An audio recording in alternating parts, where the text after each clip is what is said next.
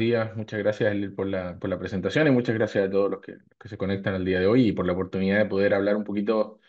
Entiendo que tengo 15 minutitos hoy para introducir el tema de las nuevas tecnologías, la adopción y la relevancia para uno de los temas que, como decía Eliel en su presentación de mi charla, me quita el sueño, la verdad. Y tiene que ver con un poco con esta historia, con esta película, con la historia con respecto al problema largo de la productividad en América Latina y el Caribe. Estos son datos un poquito viejos, como pueden ver, hasta el 2010, pero les aseguro que en los últimos 15 años esta situación no ha mejorado.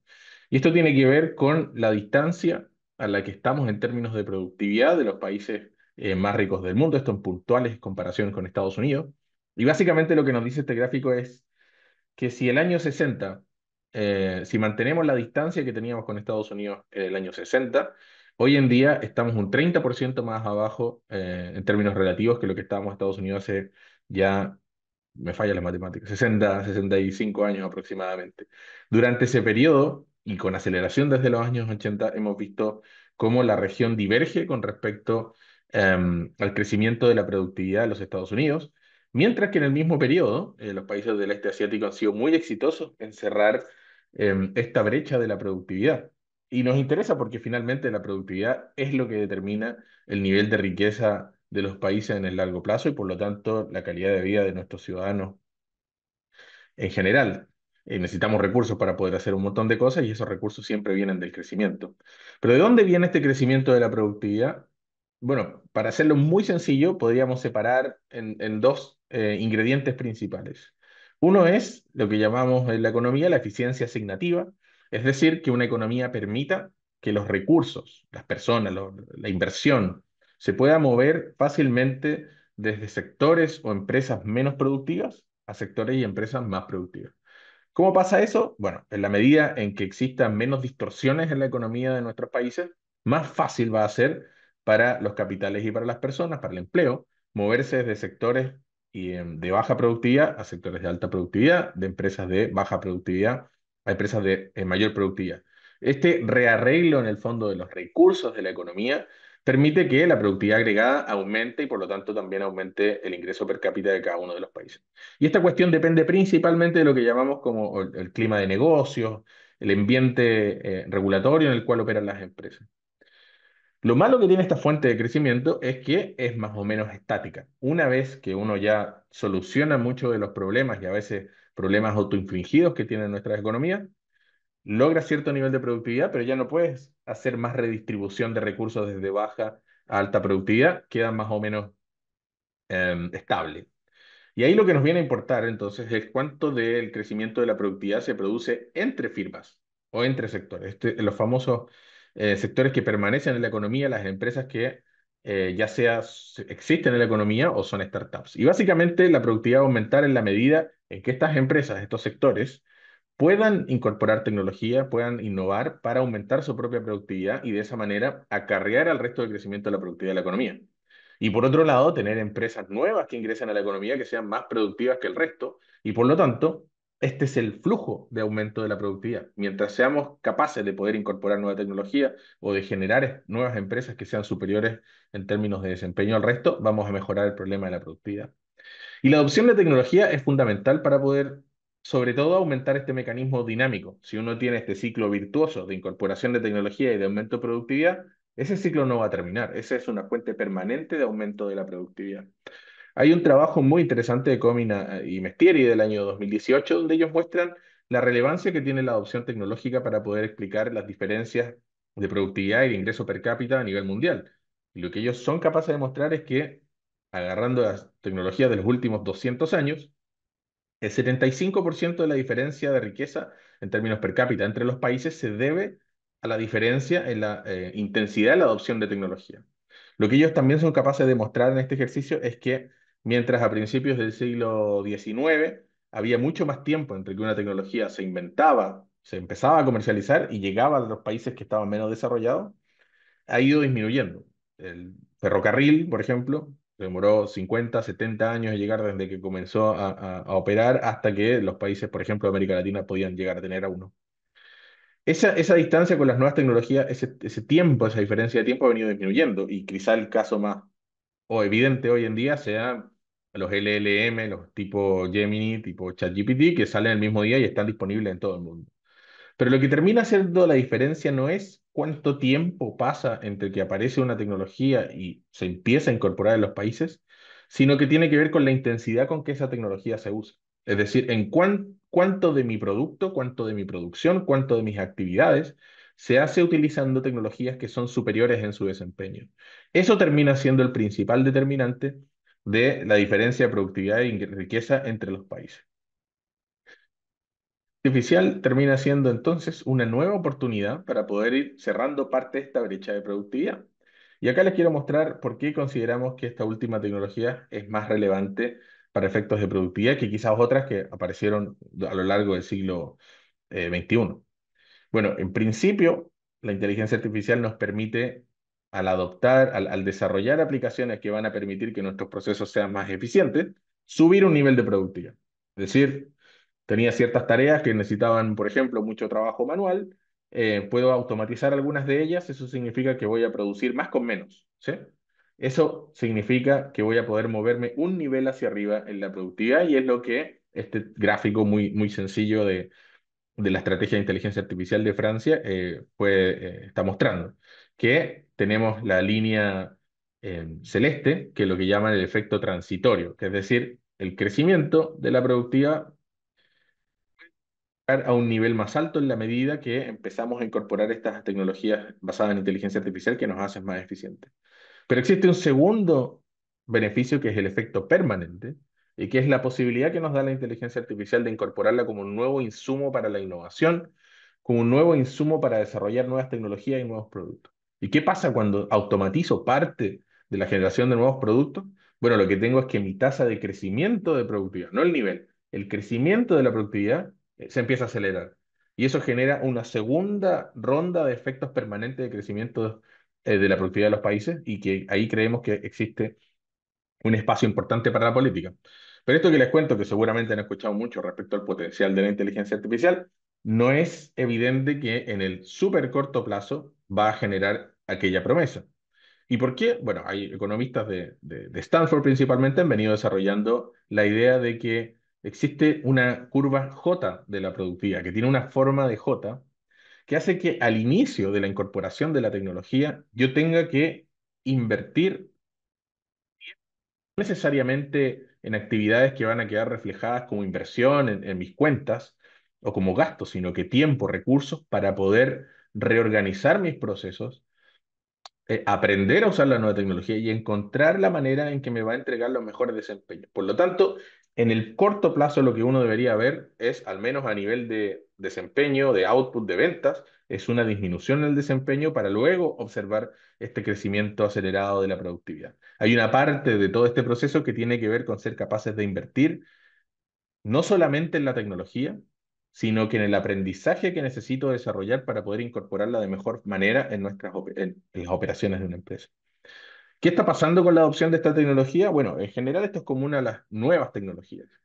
Vemos que las empresas más grandes son las que tienen los recursos para poder incorporarla, que normalmente se concentran en algunos sectores que son los que están mejores preparados para poder incorporarla, como aquellos servicios basados en conocimiento, en general la industria de las TIC, los servicios financieros. Son sectores que ya tenían las condiciones como para poder incorporar más rápidamente alta tecnología y especialmente en este caso inteligencia artificial en sus operaciones. No es evidente que solo sean las más jóvenes las que pueden incorporar más rápido. Existen empresas de mayor antigüedad que son sofisticadas y que pueden incorporarla. Pero lo que queda en evidencia muy fuerte es esto que les comentaba respecto de la necesidad de hacer inversiones adicionales. En este caso, de activos complementarios, de tener habilidades, de tener infraestructura TIC, una cierta capacidad mínima para poder incorporar la tecnología en las empresas. Y en América Latina lo que hemos visto, al menos inicialmente en Argentina y Colombia, es que estos patrones similares al resto de los países se mantienen. Quizás son más exacerbada la importancia de los recursos de la empresa, quizás es más exacerbada la concentración, pero no es menos exacerbada la necesidad de tener inversión adicional en tiempo, en habilidades y personas para poder entregar aquellos beneficios que se esperan medir en términos de productividad. Lo que sabemos es que van a haber costos que hay que tratar de ayudar a cubrir, porque una cosa es adoptar la tecnología, pero otra es saber cuál de todos mis procesos productivos va a reemplazar. Y eso nos lleva a hablar de desafíos internos y externos a la empresa. Necesitamos entrenamiento y habilidades dentro de la firma. Hay que ser capaz de cubrir estos costos de implementación. Hay que contar con un mínimo sistema de datos e informáticos en general y tratar de flexibilizar la rigidez organizacional que sobre todo las empresas más maduras tienen. Finalmente, la inteligencia artificial es una nueva forma de hacer las cosas y eso significa reorganizar la forma en que la empresa está operando. Pero además eso no es suficiente. Eso me lleva hasta cierto punto. Necesito tener acceso en el mercado en el que yo opero, por lo menos a tener la infraestructura digital necesaria, a que esto opere en un marco regulatorio de poca incertidumbre que permita acceder a los datos y al financiamiento necesario para incorporar tecnología y que yo pueda contratar tanto personas como u otros proveedores que sean capaces de ayudarme en el proceso de transformación digital e incorporación de inteligencia artificial. Paraguay, la región en general no se encuentra lo suficientemente bien preparado para adoptar inteligencia artificial a nivel de condiciones de país. Este es el índice latinoamericano de inteligencia artificial. Y vemos que dentro de América Latina, Paraguay se encuentra un poquito más abajo de la mitad. Por lo tanto, hay que ser muy activo en desarrollar el ecosistema local. Y esto significa proveer infraestructura digital suficiente, promover esta formación de nuevas habilidades para incorporar y usar bien la tecnología, tener marcos regulatorios ágiles que no estén impidiendo, sobre todo, el desarrollo de nuevos modelos de negocio que se basen en las nuevas tecnologías, como ya nos pasó en todos los países de la región cuando aparecieron los Airbnb, los Uber y todos estos modelos que eran facilitados por las nuevas tecnologías y que rompían de alguna manera con el molde establecido. Hay que promover esta colaboración pública o privada no solo para tener una regulación ágil, sino que también para realizar las inversiones conjuntas que permitan aprovechar la tecnología para el beneficio de los países y facilitar, por supuesto, este acceso a financiamiento que nos permita cubrir los costos en los que debe incurrir cada una de las empresas para poder avanzar. Así que el mensaje principal de esta mini introducción al tema es decirles que tenemos mucho que hacer para aumentar la productividad. Los países de la región no han hecho esto que les dije que era más estático, de tener un buen ambiente para que los recursos fluyan de menos a más productividad, pero sin duda, además de hacer eso, tenemos que ser capaces de acelerar este motor de crecimiento acelerado de la productividad con la incorporación de nueva tecnología. La adopción de tecnología es crítico para esto y la inteligencia artificial, sobre todo, es una nueva oportunidad para poder cerrar la brecha de productividad. Ahora, los desafíos, como les conté, son múltiples. Hay muchos al nivel dentro de cada empresa, pero sobre todo a nivel de condiciones de entorno. Y desde el banco nosotros venimos trabajando en eso para poder acelerar la mejora de las condiciones, para poder acelerar la adopción de tecnología y sobre todo de inteligencia artificial en los países de la región. Para nosotros es fundamental poder acelerar este camino, poder trabajar junto al sector público y el sector privado para acelerar esta adopción y que terminemos transformando estos resultados, pasando por este valle te comentaba de la curva J de la productividad para que más pronto que tarde estemos en la zona ya donde estemos disfrutando de los mejores retornos para todos. Muchas gracias. Muchísimas gracias, Fernando, por tu presentación. Voy a presentar ahora a Paula Garnero y después, para quienes quieran, vamos a habilitar unos minutos para preguntas a los dos. Paula es economista y magíster en Economía de la Ciencia y la Innovación. Tiene una amplia experiencia en políticas y procesos de transformación digital, con énfasis en tecnologías de la industria 4.0, habiéndose desempeñado como consultora internacional en organismos multilaterales como el BID, la CAF y la OIT, y como asesora de gobierno en la República Argentina. Acompaña además a las organizaciones en sus procesos de innovación y digitalización, e integra redes globales de expertos en inteligencia artificial, tales como Artificial Intelligence Connect del Council of Americas y la Global Partnership on Artificial Intelligence de la OCDE. Actualmente se desempeña asimismo como directora de Insight Lab, centro de investigación y consultoría estratégica dedicado a impulsar el desarrollo sostenible y la inclusión en América Latina. Muchas gracias, Paula, por estar presente. Te escuchamos. Bueno, gracias, Eliel, por la invitación. Me acomodo un poco la pantalla y empiezo. Ahí. Bueno, en esta parte de la conversación de hoy vamos a tratar de abordar el tema de las habilidades y las nuevas tecnologías que necesitamos para esto, para desarrollar al sector de servicios basados en conocimiento y sobre todo para pensar en una mayor internacionalización. Vamos a hablar un poco del paradigma productivo. Yo quiero caracterizarlo antes de empezar. Luego me gustaría hablar de cómo se crea valor bajo este nuevo paradigma en el sector de servicios basados en conocimiento. Vamos a hablar un poco de las tecnologías y los modelos de negocio 4.0. de las habilidades y las competencias laborales que demanda la época y alguna sugerencia de estrategias que yo creo que son importantes para potenciar el talento y el trabajo humano en servicios basados en conocimiento. Entonces, bueno, caracterizar la situación actual creo que es algo que ya casi no hace falta. Todos estamos viviendo esta transformación digital profunda, ¿no? Estamos atravesando un momento en el cual los datos y los algoritmos están cambiando con mucha fuerza la manera en que nos relacionamos, trabajamos, tomamos decisiones e incluso generamos soluciones y ofrecemos servicios en este caso. La verdad que en este escenario la capacidad de capturar valor, sí, de capturar, de analizar y de utilizar datos, yo diría, en tiempo real, es posible porque tenemos un montón de tecnologías que habilitan este paradigma y también porque estamos modificando nuestros modelos de negocio. Y hoy vamos a hablar un poco de eso. Pero como época, yo creo que tenemos que pensar que estamos en una época muy particular, que yo la asocio alrededor del año 2000. Incluso el concepto, si quieren, lo podemos vincular con el concepto de Industria 4.0, que fue acuñado más como por 2013, por un grupo de alemanes para Friedrich Hannover en 2013. Pero estamos en un momento en el cual la generación de datos es masiva, estamos todos contribuyendo a generar estos datos. Y generamos datos todo el tiempo, generamos datos las empresas cuando tienen máquinas conectadas entre sí, que es una particularidad muy de la época, pero las personas también estamos contribuyendo a esta generación de datos. Y lo hacemos cuando ponemos un like en una red social, cuando googleamos, hacemos una búsqueda en un buscador de Google o en cualquier otro buscador, cuando utilizamos el Google Map o alguna app para trasladarnos por la ciudad, cuando pasamos debajo de un semáforo en la vía pública o de una cámara, cuando pagamos con tarjetas de crédito, cuando hacemos compras por internet, cuando nos logueamos en una red de Wi-Fi en la vía pública también o en un bar, cuando navegamos diarios, bueno, estamos generando datos todo el tiempo, ¿no? Y fíjense qué importantes son los datos porque hoy todo el estímulo que recibimos de las pantallas, ¿no? de las redes sociales y demás, tienden a justamente a achicar al máximo el tiempo improductivo, el momento en el que no se genera valor. Y si pensamos al dato como un valor, el momento en que no generamos datos es básicamente cuando estamos durmiendo o cuando estamos desconectados, ¿no? Pero sobre todo cuando estamos durmiendo.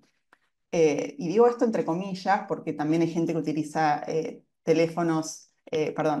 relojes inteligentes para dormir y está también, mientras duerme, reportando datos o utiliza la aplicación del celular para saber cómo durmió. Los datos son tan importantes que todo el esfuerzo ustedes van a ver de las grandes compañías tecnológicas bueno, y de los distintos modelos de negocio que adoptan las empresas tienen que ver con eso, con capturar nuestros datos todo el tiempo. Y pasa, esto también afecta, por supuesto, a los niños, y entonces estamos como sujetos, ustedes lo deben vivir, a cierto como bombardeo cognitivo todo el día, todo el tiempo, pero porque los datos valen, ¿no? Yo creo que hay que quedarse con esa idea. Y a partir de que uno sabe esto, puede tomar también como alguna estrategia desde lo personal, y los gobiernos tienen que pensar también la cuestión de la alfabetización digital y de la ciudadanía digital para ver cómo organizamos estas fuerzas. Pero lo cierto es que los datos hoy tienen un valor muy importante.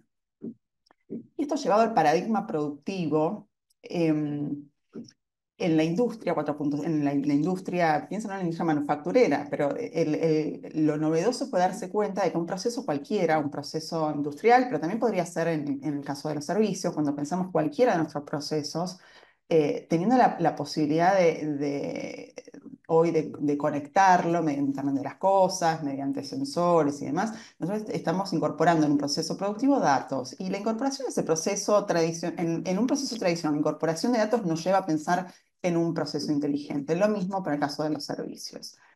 Y esto que habilita, digamos, esto habilita a la posibilidad de, por ejemplo, de empezar a usar automatización robótica que te permite mejorar ciertas decisiones o que te permite agilizar algunas de las tareas o de los procesos que realizás en la producción de tu servicio, por ejemplo, te permite generar y analizar datos en tiempo real, que creo que esta es una particularidad muy de la época. Hoy podemos realmente hacer un análisis con inteligencia artificial en casi, yo diría, en tiempo real, de lo que nos propongamos. Podemos integrar vertical y horizontalmente las cadenas de valor, las redes dinámicas. Esto es, imagínense, personas trabajando en red, pero también en industria, celdas que comparten datos con otras, es decir, una zona, no sé, la zona de pintura de una automotriz comparte datos con la zona de soldadura, y eso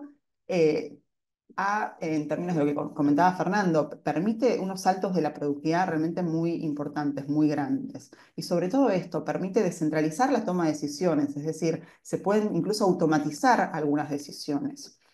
También permite este paradigma pasar de los modelos preventivos a los modelos predictivos. En una fábrica esto puede ser predecir el momento en que hay que parar una máquina para anticipar una falla, pero en los servicios podemos pensar en predecir demandas, en predecir consumos, en predecir escenarios. Eh, También podemos en esta época personalizar en su máxima expresión. Podemos personalizar productos, podemos lograr de que con ciertas plataformas los clientes, por ejemplo, participen del diseño de la zapatilla que finalmente se va a fabricar. O en el caso de los servicios podemos personalizar la enseñanza, podemos personalizar la publicidad, incluso si fuese necesario. Y obviamente la inteligencia artificial generativa en esta fase está permitiendo crear contenidos, crear muchos nuevos contenidos de una manera muy, muy rápida. Entonces, pensando en este cambio de paradigma, yo quería como quizás bajarlo un poco al sector de los servicios basados en conocimiento y pensar en que en realidad en esta época, con estas tecnologías y con estos nuevos modelos de negocio, em, en el caso de los servicios basados en conocimiento, lo que podemos hacer es escalarlos de otra manera, podemos automatizar parte del proceso y podemos también personalizarlos. Entonces, por ejemplo, pienso en estas son algunas de las tecnologías de la industria 4.0. No todas son relevantes para el caso de los servicios, pero hay muchas que sí. Yo creo que la más relevante, y después van a tener un rato hablando de esto, es inteligencia artificial bueno, y machine learning en particular, ¿no? Que permite automatizar esas tareas analíticas, generar contenidos, hacer predicciones, tomar mejores decisiones. Entonces, hoy, por ejemplo, una consultora legal puede usar IA para hacer una revisión muy rápida de contratos o para hacer un análisis de jurisprudencia, por ejemplo. Un estudio contable puede automatizar reportes financieros, puede detectar fraudes, por ejemplo. Pienso en una empresa de publicidad que puede usar IA generativa para hacer una pieza personalizada. Pero bueno, acá la conclusión es que la IA, por ejemplo, aumenta la productividad, obviamente, pero también reduce costos, mejora la precisión, permite lograr servicios un poco más sofisticados, ¿no? Pienso también en Big Data, por ejemplo, y la analítica avanzada, donde acá se pueden extraer valor de grandes volúmenes de datos con información que puede estar más o menos estructurada. Y esto es fundamental, por ejemplo, para hacer nuevos estudios de mercado, para segmentar clientes. Pienso en los servicios de arquitectura, por ejemplo, de planificación urbana, que pueden integrar geodatos ahora con datos de censos, con sensores. Pueden hacer investigaciones que crucen campos científicos o conocimientos científicos con variables sociales, con variables económicas. Es decir, en este caso, la Big Data lo que permite es ofrecer, yo diría, insights estratégicos o personalizados en base sobre todo a información empírica, ¿no? Otra gran tecnología para el sector es la computación en la nube. La computación en la nube es la que te permite ofrecer soluciones, digamos, de infraestructura, eh, superar tu cuello, yo diría, computacional. Podés trabajar en la red para almacenar datos, para procesar o para trabajar con software un poco más complejos de los que tu capacidad de cómputo te permite. Entonces, pienso, por ejemplo, en consultoras que, no sé, que desarrollan dashboards, que pueden ser dashboards interactivos ahora y accesibles desde cualquier lugar para sus clientes, o firmas que utilizan software tipo software as a service, que ahora los pueden colgar en la nube y pueden estos correr de manera más rápida, ¿no? y dar un mejor servicio. Entonces, evidentemente, estas tecnologías también permiten escalar los modelos, trabajar colaborativamente, ¿no? Trabajar en la red de manera colaborativa, trabajar en cadenas globales, ¿no? O vinculados con profesionales de otros países.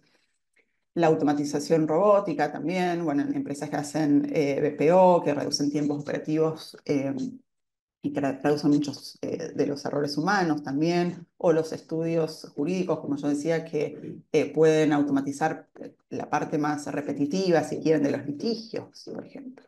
Bueno, y podemos seguir pensando así en las tecnologías inmersivas, como la realidad virtual, la realidad aumentada, es otra tecnología importante aquí, por ejemplo, para la arquitectura o para la ingeniería de la construcción, por ejemplo. También en los videojuegos, ustedes esto ya lo están experimentando, ¿no? Eh, Esta es una tecnología que puede mejorar mucho la experiencia del usuario y la comunicación de ideas, que puede generar, que nos puede permitir esto, que es muy de estos nuevos modelos de negocio, que es generar experiencias de usuario, generar una, sí, es una experiencia. Y la última que me gustaría mencionarles, que me parece que es importante para el sector, es blockchain. Yo creo que blockchain, aunque todavía no está tan difundida como nos gustaría a algunos de nosotros, en los servicios legales podría realmente hacer la diferencia, podría permitir estos contratos inteligentes, podría aportar transparencia, confianza, desintermediación, todas nociones o valores que van muy de la mano con estos nuevos modelos de negocio. Pero bueno, más allá de las tecnologías, también están los modelos de negocio, y de eso quería hablar un poquito, ¿no? Como que en esta época también lo que se pueden plantear desde los servicios basados en conocimiento es transicionar hacia modelos de negocios digitales, ¿no? Y acá en estos modelos de negocios digitales, lo que tenemos que empezar a mirar o a pensar es cómo creamos valor, cómo entregamos valor y cómo se captura ese valor. Y hay algunos tips, digamos, para esto. Yo creo que, a ver, la primera cuestión a tener en cuenta es la posibilidad de ofrecer, de pasar de un producto tradicional o de un servicio tradicional en este caso, a pasar a un servicio digital, poder ofrecer un servicio digital. Haciendo esta transición ya estamos creando valor, que es esto que decíamos al comienzo, incorporar datos en aquellos que ustedes ofrecen. Y obviamente otra manera de crear valor en estos modelos de negocio digitales es innovando. Bueno, y de estas innovaciones vamos a hablar ahora en un minuto. Y para estas innovaciones yo diría que también es muy importante la utilización de las tecnologías digitales, o sea, la combinación entre estos modelos de negocio se apalancan en las tecnologías digitales de las que hablábamos antes. Pero para la entrega de valor, digamos, para la entrega de valor, en general, en estos modelos, lo que vamos a necesitar son plataformas digitales o apps, ¿no? Aplicaciones móviles. Y para entregar valor, también lo que tenemos que tener muy en mente va a ser generar una muy buena experiencia del usuario. Esto también es fundamental.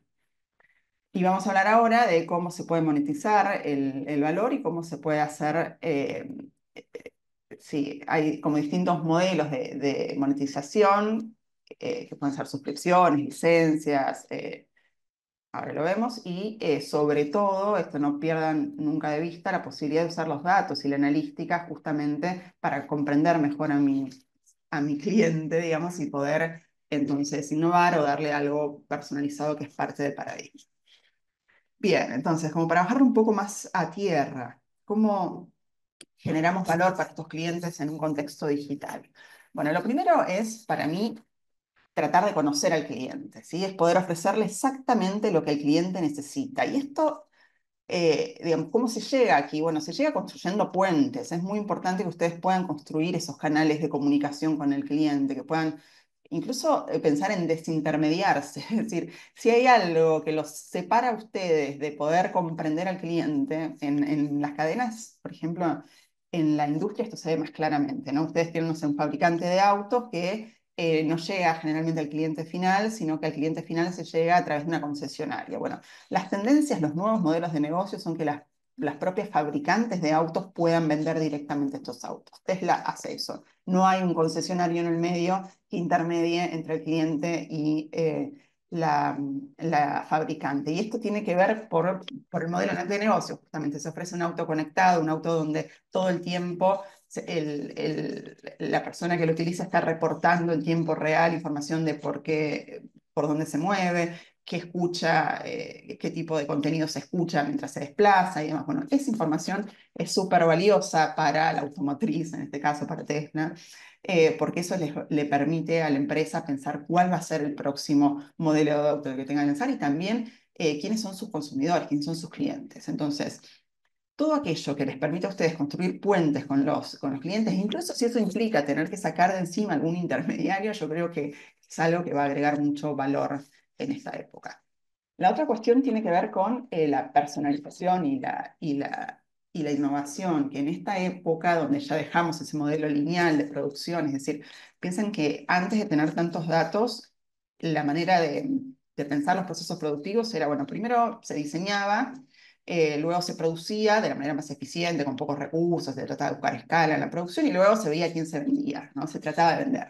Bueno, eso ha cambiado completamente, ya hace muchos años que esto ha cambiado completamente. Hoy el cliente está en el centro de la escena, hoy el esfuerzo es entenderlo, porque lo entiendo, porque lo conozco, porque sé lo que necesita, de alguna manera con toda esa información voy a diseñar, e incluso puedo pensar en hacerlo participar del proceso de diseño, ¿sí? No sé, Nike, por ejemplo, te permite elegir el color de la suela de las zapatillas que luego te va a llegar a tu casa, ¿no? Entonces digo, también y otra vez es una plataforma digital la que genera ese canal de comunicación entre el que presta el producto, el servicio y el cliente final. Y también empezar a incorporar en esta creación de valor, empezar a incorporar ideas de economía circular. Obviamente esto es más importante en la industria porque hay desechos, porque hay materias primas que hay que eficientizar, porque hay que elegir materiales, incluso no es el caso de los servicios, pero ustedes tienen que pensar que el paradigma de lo sostenible también puede ir al servicio digital. Es decir, cuando nosotros pasamos de producir un servicio de manera tradicional a un servicio digital, estamos de alguna manera reduciendo costos. Si lo plataformizamos a nuestro servicio, vamos a ver luego que tenemos posibilidad de hacerlo flexible, llegar a más mercados, de hacerlo a menor costo, de reproducirlo a menor costo, que creo que por ahí viene la cuestión. Cuando entregamos valor en los servicios, o esta entrega de valor, bueno, claramente tiene que ver con el uso de plataformas digitales y de apps. O sea, ustedes tienen yo también soy prestadora de servicios en algún sentido, hago consultorías y demás, y pienso, bueno, aquí quizás la escala o la posibilidad de que el trabajo que yo realizo no sea tan dependiente de mi hora hombre, tiene que ver con poder plataformizarlo, tiene que ver con poder, de alguna manera, producirlo a menor costo, que no dependa tanto de la cantidad de horas que yo le dedico y poder ofrecer como si fuese un producto o servicio, pero con un formato de plataforma, ¿no? Eso en general, cuando somos profesionales, por ejemplo, vemos que reduce mucho la carga de nuestro trabajo cotidiano y sobre todo de nuestro trabajo repetitivo, diría yo. O de aquel que se puede, por ejemplo, automatizar o eh, sí, que se puede apoyar en una tecnología digital. La experiencia del usuario también, esto no hay que perderlo de vista, o sea, la entrega tiene que ser con una experiencia del usuario que sea fluida, que en lo posible sea inmersiva. En esta época podemos plantearnos algo que sea vivido como una experiencia muy particular, que sea personalizada, que sea atractiva, ¿no?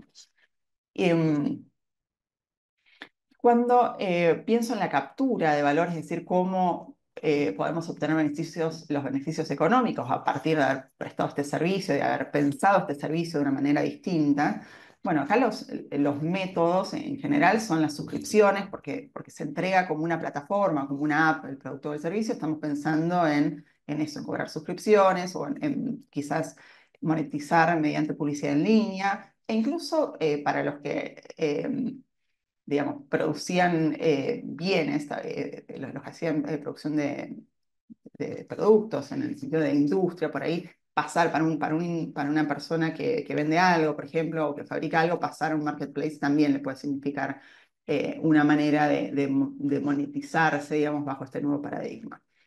Y la otra cosa es esto de los datos y analítica. Yo en esto hago mucho hincapié, es decir, en el entorno digital, cada interacción, cada comportamiento que haga el cliente en esa plataforma o en esa aplicación que ustedes puedan generar, tiene que ser utilizada para mejorar el próximo producto, para mejorar la toma de decisiones que ustedes hacen, para hacer, digamos, para alimentar la estrategia de ustedes como prestadores de servicio o de la empresa en la que trabajan. Yo creo que medio como para cerrar esta parte, lo importante de estos modelos de negocios digitales, que son posibles, como yo les decía antes, porque tenemos tecnologías digitales que los habilitan, tiene que ver con esto, con lograr escalabilidad, es decir, profesionales, queremos flujos de ingresos sostenibles y queremos fidelizar clientes, queremos crecer sin depender de hora hombre. Entonces, tenemos que pensar en la escalabilidad que nos da esto, tenemos que pensar que nos da mucha flexibilidad, es decir, para poder adaptarnos a cambios del mercado y a los cambios de las tecnologías, ¿no? Esto, digamos, nos permite hacer ajustes, sobre todo si hacemos uso de los datos y si logramos esos insights, podemos hacer ajustes en los servicios que ofrecemos y que prestamos de manera bastante frecuente. Y obviamente también ofrecer los servicios bajo este paradigma permite un acceso global, es decir, si lo hacemos mediante una plataforma, una app, estamos alcanzando a clientes que van mucho más allá de los clientes del territorio en que nos movemos, ¿no? Podemos pensar en clientes regionales, podemos pensar en clientes globales.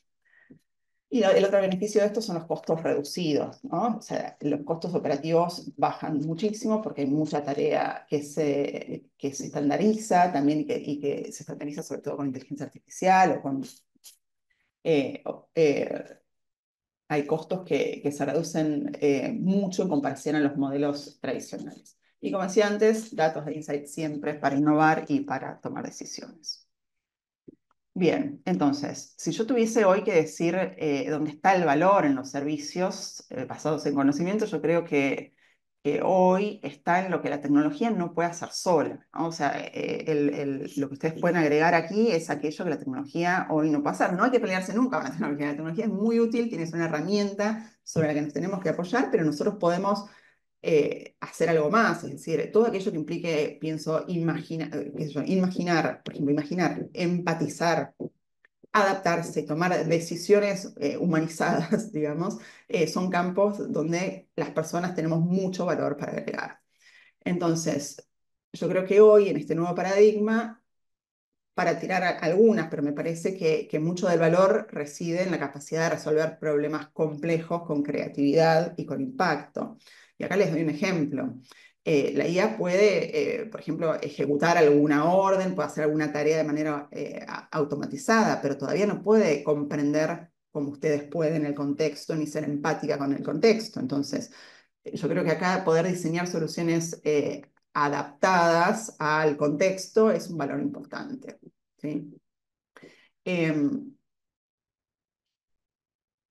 Después, otra manera de ver dónde reside el valor, creo que hay valor en la combinación del conocimiento técnico que muchos de ustedes tienen con el pensamiento crítico y esto del contexto humano. O sea, esta combinación me parece fundamental.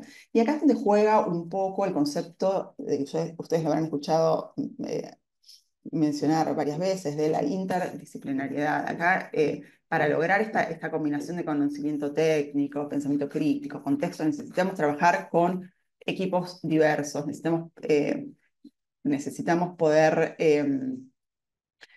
integrar saberes, por ejemplo, para hacer soluciones únicas, y a veces esa integración de saberes se hace con otros. Pienso, por ejemplo, no sé, en una plataforma para salud, es decir, se necesitan desarrolladores que sean buenos desarrolladores, pero también necesitamos quizás médicos y tenemos que poder trabajar quizás con sociólogos y con personas que hagan gestión hospitalaria, por ejemplo, ¿no? Y podemos ser un diseñador nosotros de front-end.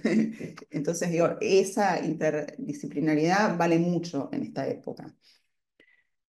La otra cosa es el diseño de experiencias y no solo de productos. Creo que acá hay mucho valor, mucho valor. Esto en videojuegos se ve fuerte, se ve también en diseño, se ve en la educación, ¿sí? O sea, es crear experiencias que sean memorables para las personas. Ya no importa tanto la funcionalidad técnica, es decir, lo que importa aquí es poder conectar, creo que lo emocional con lo cultural y hacer de eso una experiencia significativa, diría. Y cuarta, podría haber muchas más, pero la cuarta que no quiero dejar de mencionar es el uso de la tecnología como multiplicador de talento, lo llamé de esta manera. Es decir, la tecnología no por sí misma, pero sino para, yo diría, amplificar las capacidades humanas. Es decir, hay cosas que las tecnologías pueden hacer mucho mejor que nosotros y está bueno que dejemos que eso lo hagan. La tecnología, sobre todo cuando son tareas repetitivas y que son fáciles de codificar y de sistematizar, pero hay mucho otro que tiene que ver con la creatividad, con la empatía, con la comunicación, con entender el contexto que tiene que quedar todavía, me parece, en el dominio humano. Entonces, pensar eso, en qué aspectos las tecnologías digitales, todas las que nombré, y en particular podría ser la IA, nos aumentan capacidades. Yo desde que uso, por ejemplo, inteligencia artificial, puedo hacer muchas más cosas de las que antes podía hacer. Realmente puedo hacer más cosas de las que antes podía hacer. Siempre trabajé con bases de datos, pero ahora puedo hacer cosas que antes me hubiesen parecido imposibles. Puedo eficientizar, qué sé yo, tiempos, ¿no? Puedo escribir algo que me lleva 5 días, lo estoy haciendo realmente en 2 o 3 horas. Entonces, puedo generar videos. Yo soy economista, nunca se me había ocurrido hacer un video. Ahora puedo hacer un video tranquilo, institucional, para la compañía en la que trabajo, pero lo puedo hacer con estas herramientas. Entonces, yo creo que hay que pensar eso, en qué lugar la tecnología nos habilita competencias que antes quizás no teníamos, ¿no? Entonces, dicho esto, tenemos que pensar, bueno, ¿cuáles son digamos, los cambios que se dan en la manera en que trabajamos en estos servicios basados en conocimiento? Y yo creo que tenemos que pensar que la transformación no es solamente tecnológica, sino que es sobre todo organizacional, es cultural, es cognitiva, es decir, se está redefiniendo mucho lo que significa trabajar en todos los sectores, y en particular en el de ustedes que está tan expuesto a la inteligencia artificial en particular, y después en la clase que sigue van a hablar de eso. Yo creo que ahora, bueno, esto no se trata de hacer bien una tarea, sino de poder colaborar, de poder crear, de poder conectar saberes y generar algo que impacte, ¿no? Entonces, por ejemplo, pienso que hay un cambio desde de lo que era antes, por ejemplo, la ejecución técnica de algo, ahora se pasa más a diseñar experiencias y estrategias, ¿no? De lo que era trabajar con una tarea muy definida hace un tiempo, ¿sí?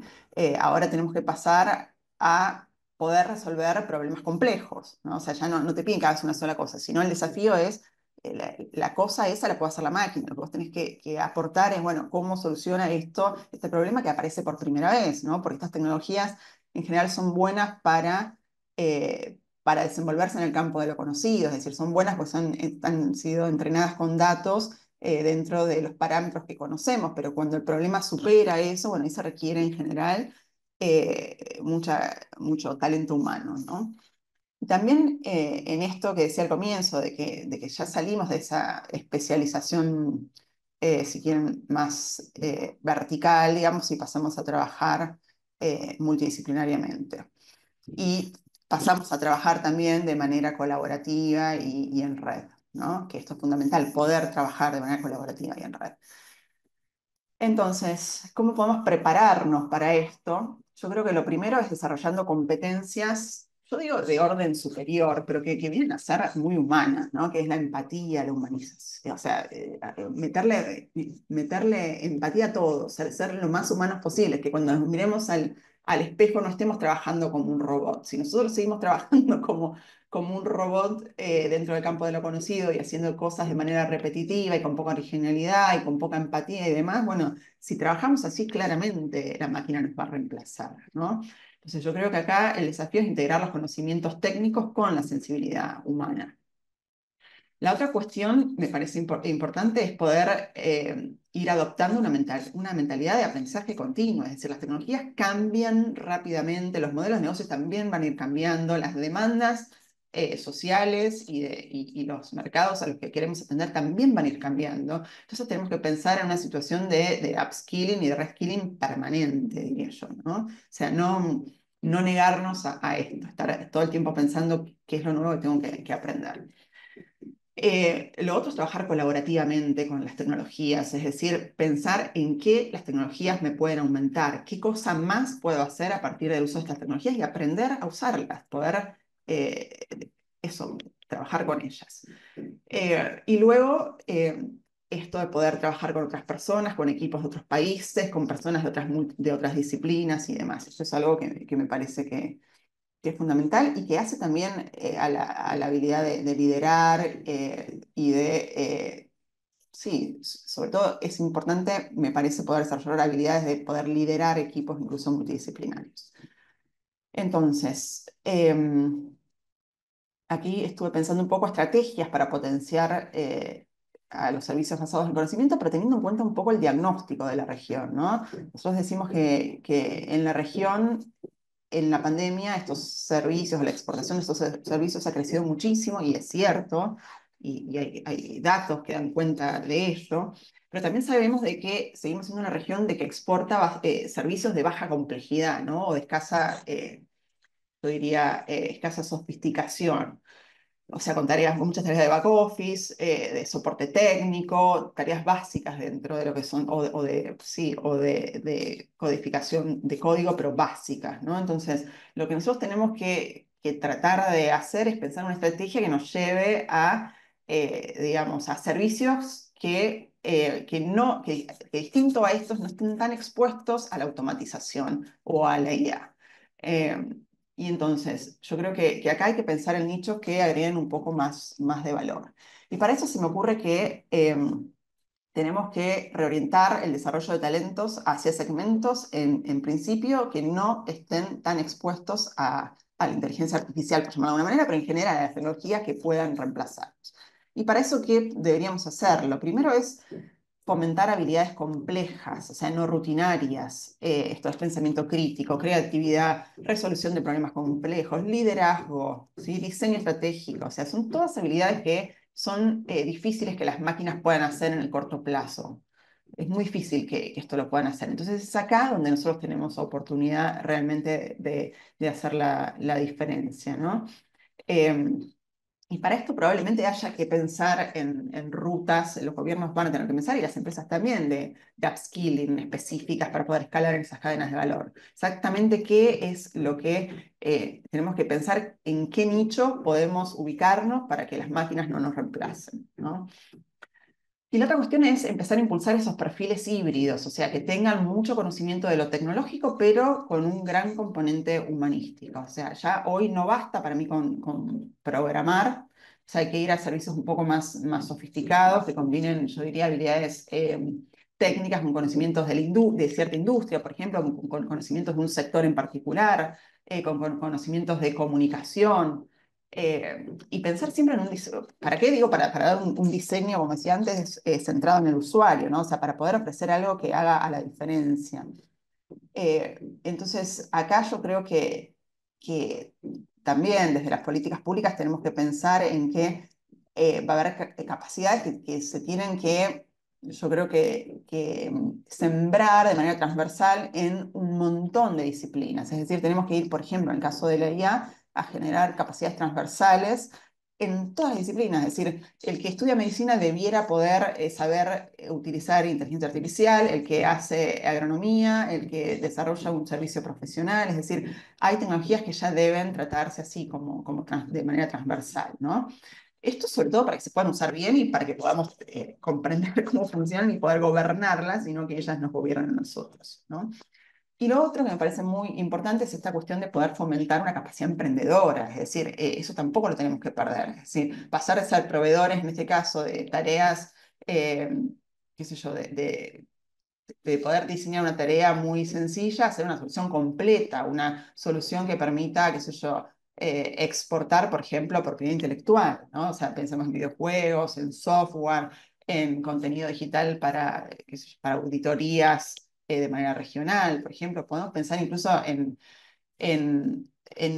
incubadoras o en programas que permitan acelerar esos servicios más sofisticados, ¿no? O sea, hay un montón de herramientas para esto y hay un montón de posibilidades de apoyar esta capacidad de emprendedorismo en esto. Y por último, esto me parece muy importante, apostar a sectores donde yo digo de alta inmunidad en términos de la IA, es decir, aquellos servicios que sean intensivos en juicio humano, servicios que permitan una interpretación o que exijan una interpretación cultural de la cosa, por ejemplo, la negociación, ¿no? Servicios donde haya que poner mucho en juego la creatividad, ¿no?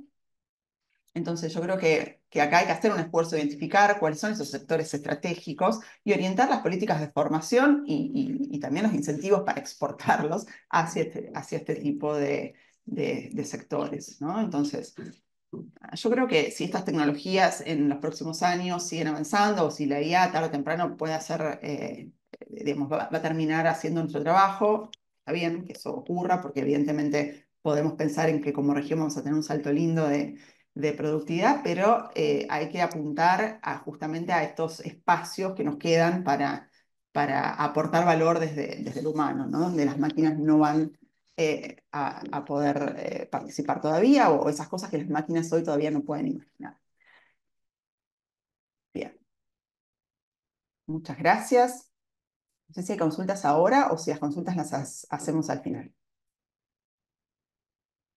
¿Qué tal, Paula? Bueno, muchísimas gracias por la presentación, la verdad muy, muy completa y muy clara. Agradecemos también a Fernando por su presentación. Tenemos acá una pregunta. ¿Cómo les parece que la propiedad intelectual interactúa con la IA? ¿Cómo los creadores pueden destacarse en este mundo cambiante y sobre todo proteger sus creaciones? Bueno, es esto, ya lo dije mucho hoy, pero es encontrar esos espacios donde las máquinas no nos pueden reemplazar. Y hay muchos espacios donde las máquinas no nos pueden reemplazar. Un ejemplo, quizás fuera de servicios de conocimiento, pero tiene que ver con los servicios. Pienso en cuando uno va al médico, ¿no? Por ejemplo, no sé si a ustedes les pasa, pero en Argentina es muy común de que uno saca un turno médico y el turno se lo dan para dentro de 2 meses, quizás, ¿no? Y va al consultorio médico, espera una hora a veces que el médico lo atiende. Cuando el médico lo atiende, ni lo mira a la cara, ni mira al paciente a la cara, no sé qué, va anotando y va haciendo las órdenes para los estudios que se tiene que hacer. Entonces te hace una orden para una ecografía, una orden para una resonancia, una orden y te despacha en 5 minutos. Bueno, si trabajamos así, pensemos que está bien que nos reemplacen las tecnologías digitales. Es decir, yo frente a este médico prefiero, la verdad, hacerlo por la plataforma de mi prepaga, prefiero pedirle, que lo puedo hacer también, hay una posibilidad, un servicio que ofrecen, donde yo puedo pedir las órdenes de estudios, las puedo pedir así como casi a un sistema, a una plataforma.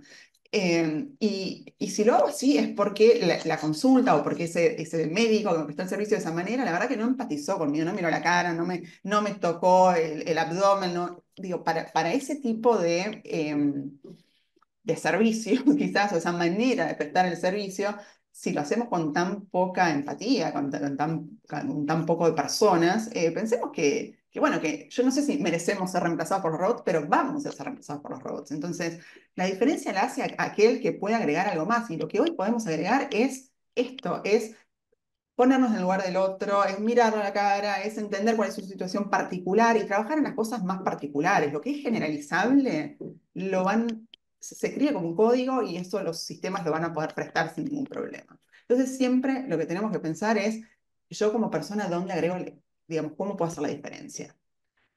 Y bueno, y hoy, por lo menos hasta que la IA logre un nivel de IA general, creo que todavía como personas tenemos mucho para ofrecer ahí. Y la otra pregunta era, perdón, Miguel. No, no, no. Preguntaban por esa interacción, propiedad intelectual y IA.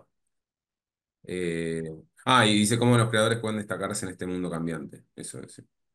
Bueno, sí, poniéndole humanidad a la cosa, poniéndole creatividad, poniéndole eso, conociendo también a quién le hablo. Eso es muy importante, conocer a quién le hablo, cuál es mi cliente. Y hoy tenemos herramientas para conocerlo bien. ¿Qué quiere? ¿Qué prioriza? ¿Qué le gusta? ¿Cómo se mueve? Generando una experiencia. O sea, que no sea Ujú, generar una linda experiencia, ¿no? Como la que dije recién de ir al médico y perder una hora para ujú. ese tipo, para lograr una orden para un estudio, ¿sí? O sea, generando una linda experiencia. No sé si tenemos alguna pregunta más, si no, yo tenía una pregunta para cada uno. Bueno, voy a empezar con vos, Paula. ¿Cuán, vos planteabas, digamos, un panorama donde hay ciertas habilidades ciertamente que son requeridas más hoy en día por las empresas en este contexto. Bueno, te quería preguntar si puedes ahondar un poco más en qué tipo de habilidades digamos, son las más vos ves requeridas en Latinoamérica, en este sentido, por las empresas en el sector de servicios basados en el conocimiento, en este contexto.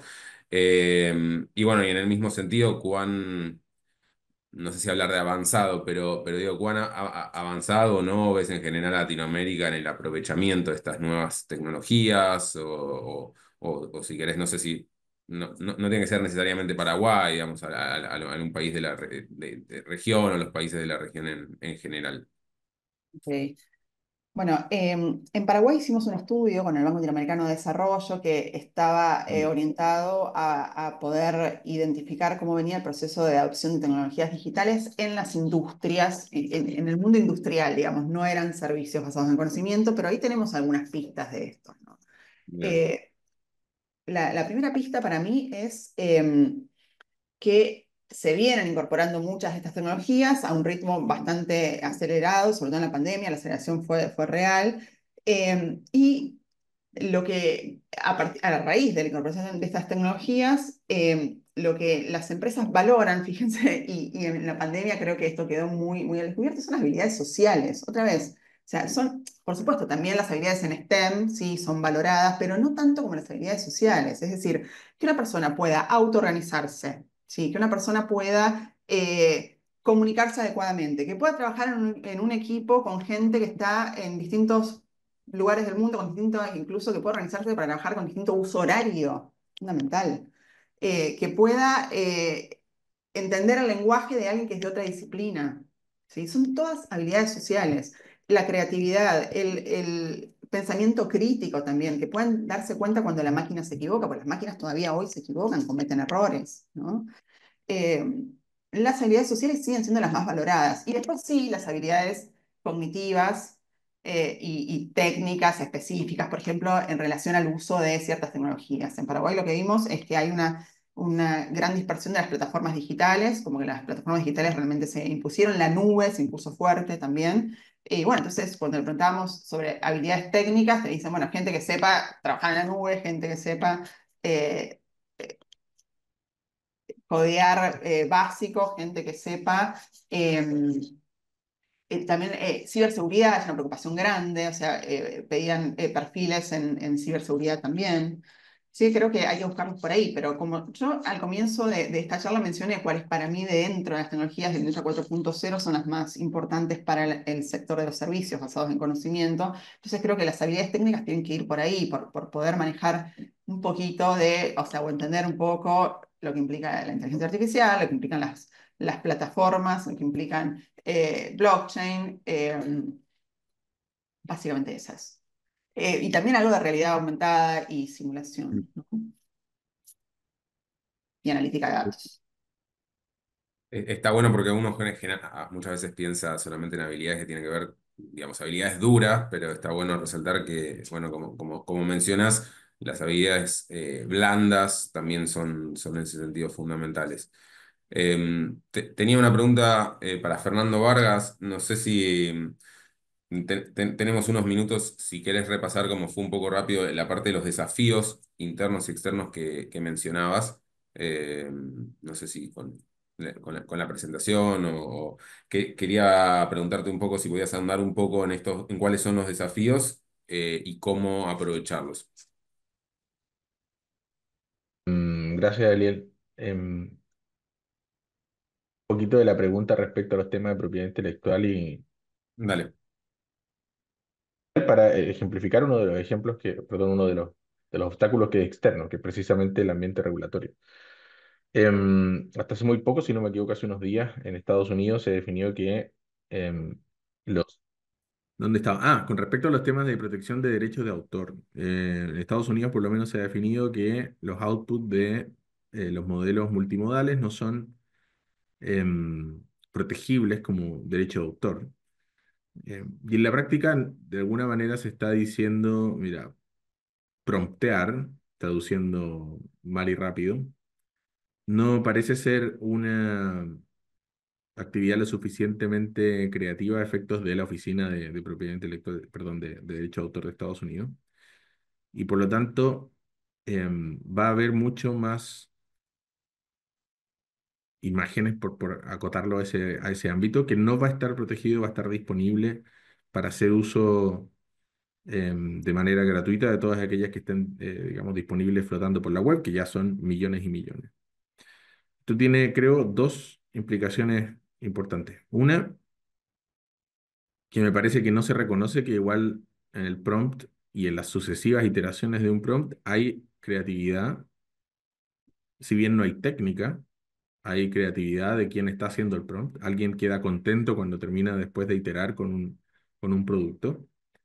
Y que en el fondo este tipo de herramientas lo que permite es separar la técnica de la creatividad, al menos en las industrias creativas y culturales, para poder tener un buen producto, supongamos digital afuera, no solamente había que visualizarlo e imaginárselo, sino que también ser capaz de ejecutarlo y transformarlo, digamos, con los conocimientos de software o máquinas, por ejemplo, fotográficas, todo ese tipo de tecnologías que nos permitía tener un tipo de producto.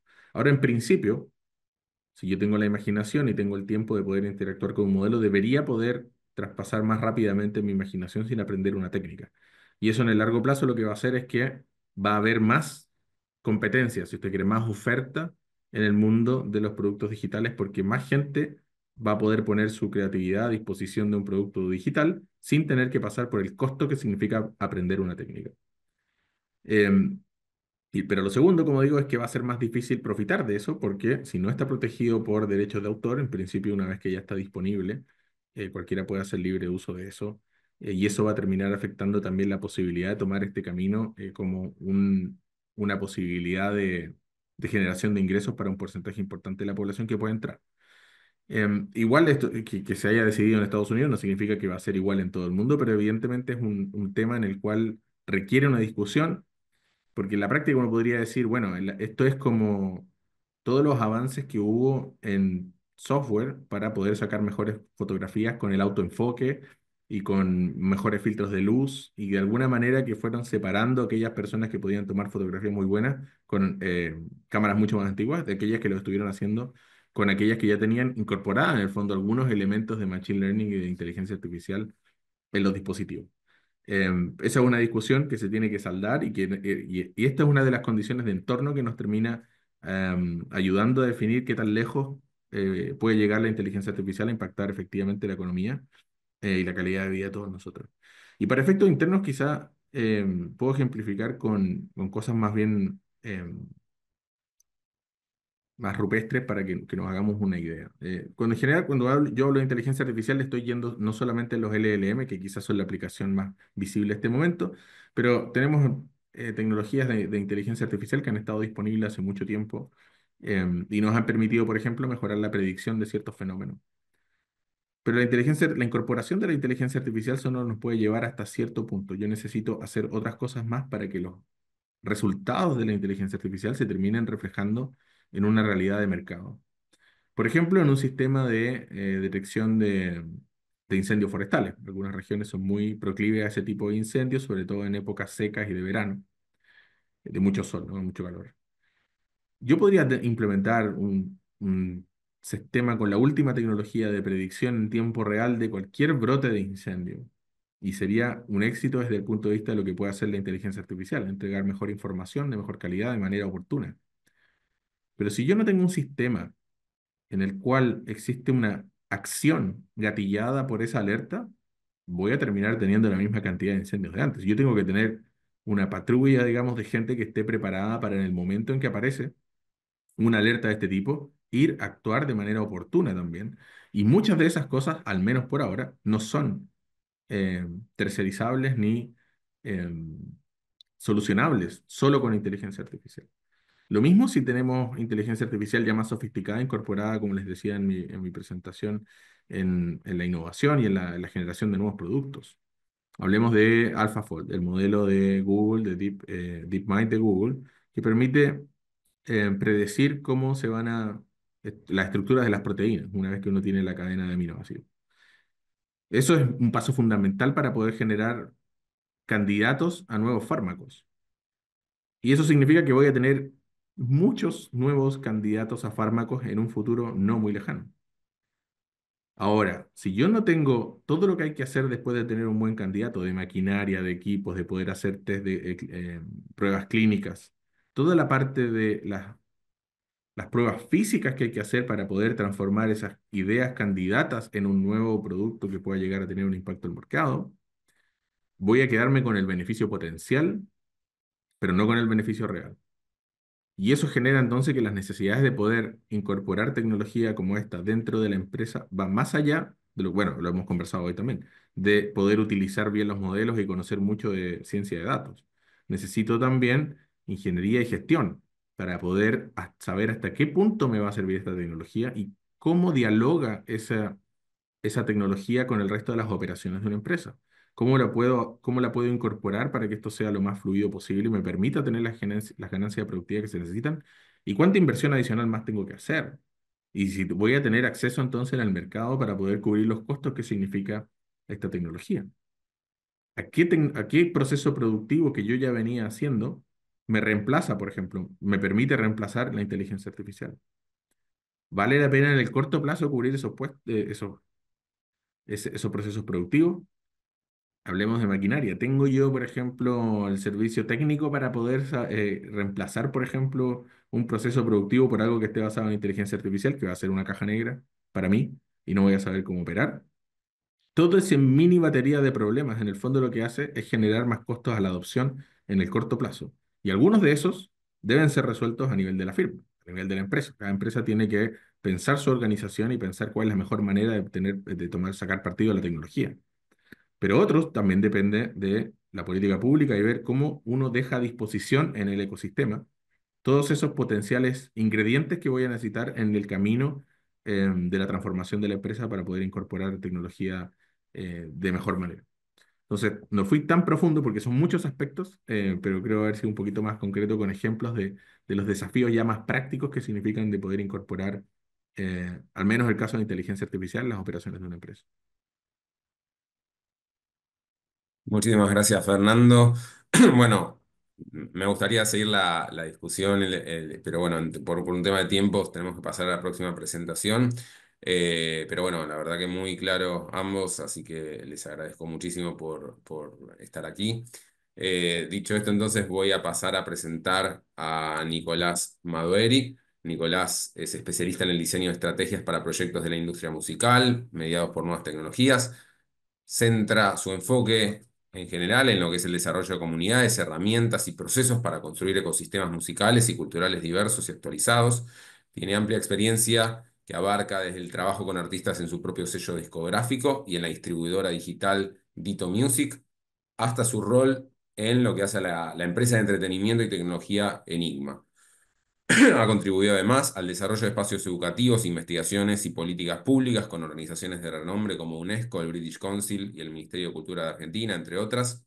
En especial, su labor busca fortalecer las conexiones entre música, cultura y tecnología, promoviendo una integración efectiva que impulse tanto la creatividad como la innovación en el sector. Ahora sí, Nicolás, te escuchamos. Bueno, Sé que, buenísimo. sé que tenés mucho para decir de lo que se venía hablando, pero bueno, Sí, sí, te está dejo bueno. la presentación. Me contuve ahí para no opinar, pero bueno, ahora me gustaron mucho las presentaciones, ahora de Fernando, y ahora lo trataremos de ordenar. Creo que quedó una bio un poco vieja, pero ahora me autopresento, así que consumo el proyecto en el que Ok. estoy trabajando ahora. Digo, bueno, ahora voy a tirar una pregunta disparadora como para empezar a charlar.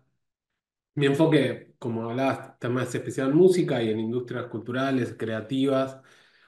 Y me parece interesante lo que se venía hablando en relación de que es un contexto en el que los cambios tecnológicos y la aceleración de tecnología de los últimos años ponen o aceleran o visibilizan un montón de tensiones que venimos arrastrando.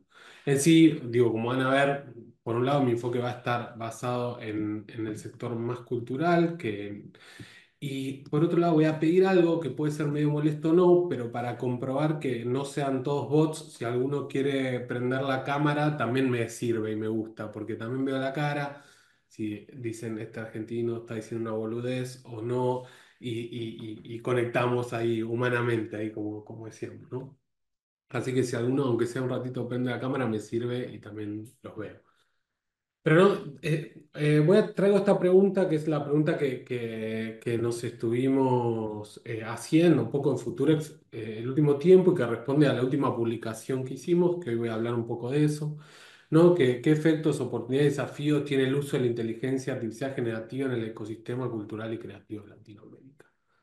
Súper amplia, pero necesaria y necesaria para entrar y empezar a desglosar, ¿no? Vamos a hablar muy rápido de cómo esto impacta en la actualidad. Digamos, en la actualidad el cruce de la tecnología y las industrias creativas lo estamos viendo casi que día a día. Gracias ahí, Carmelo, por prender la cámara ahí. Ya te veo. Eh, no, estas semanas, no sé, hace un par de meses a mí esta noticia me gustó, no sé si todos lo vieron, pero 1000 artistas en Reino Unido se juntaron y lanzaron un álbum que básicamente el tracklist, ¿no? La lista de tracks de este álbum lo que dice es que el gobierno británico no puede legalizar que la música se utilice para el beneficio de las compañías de IA, ¿no? Y esta es una tensión que es clara, ¿no? Donde hay tres actores. Las industrias creativas, representadas en este caso por estos 1000 artistas, las plataformas de tecnología que buscan datos, como bien decía Paula,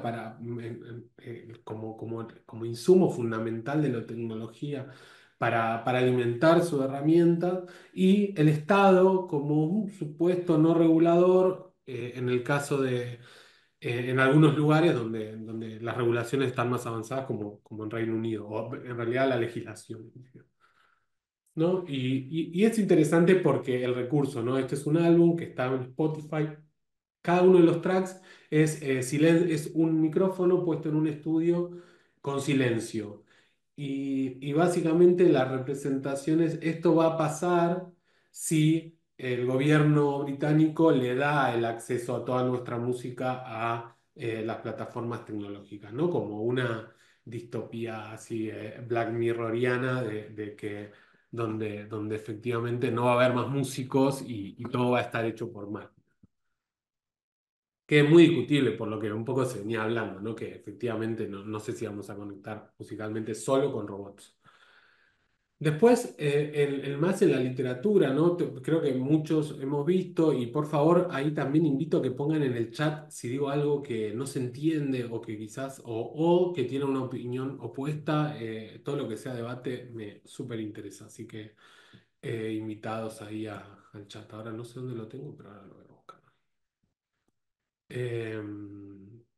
No, que salió un libro que era de un supuesto autor asiático, ¿no? Que buscaba incorporar un concepto que se empezó a citar, que era la hipnocracia, ¿no? Y esta idea de, bueno, estas nuevas arquitecturas de realidades dados por un poco los nuevos tipos de estados y la idea de los tecnofeudalismos, y de repente se descubrió que era un experimento de un filósofo italiano en generar un autor por IA. ¿No? Y esto habla de que en Argentina por lo menos fue citado tanto por académicos como por periodistas y por un montón de personas. ¿No? Y después, lo otro que pasó, que efectivamente, díganme si no lo vieron, pero imagino que sí, esta gamificación, ¿no? Donde ChatGPT activó una nueva notificación una nueva, digamos, posibilidad, digamos, de pedir imágenes en el estilo de, ¿no? Y una de las posibilidades era el estilo de Gimli, ¿no? Que es un estudio, digamos,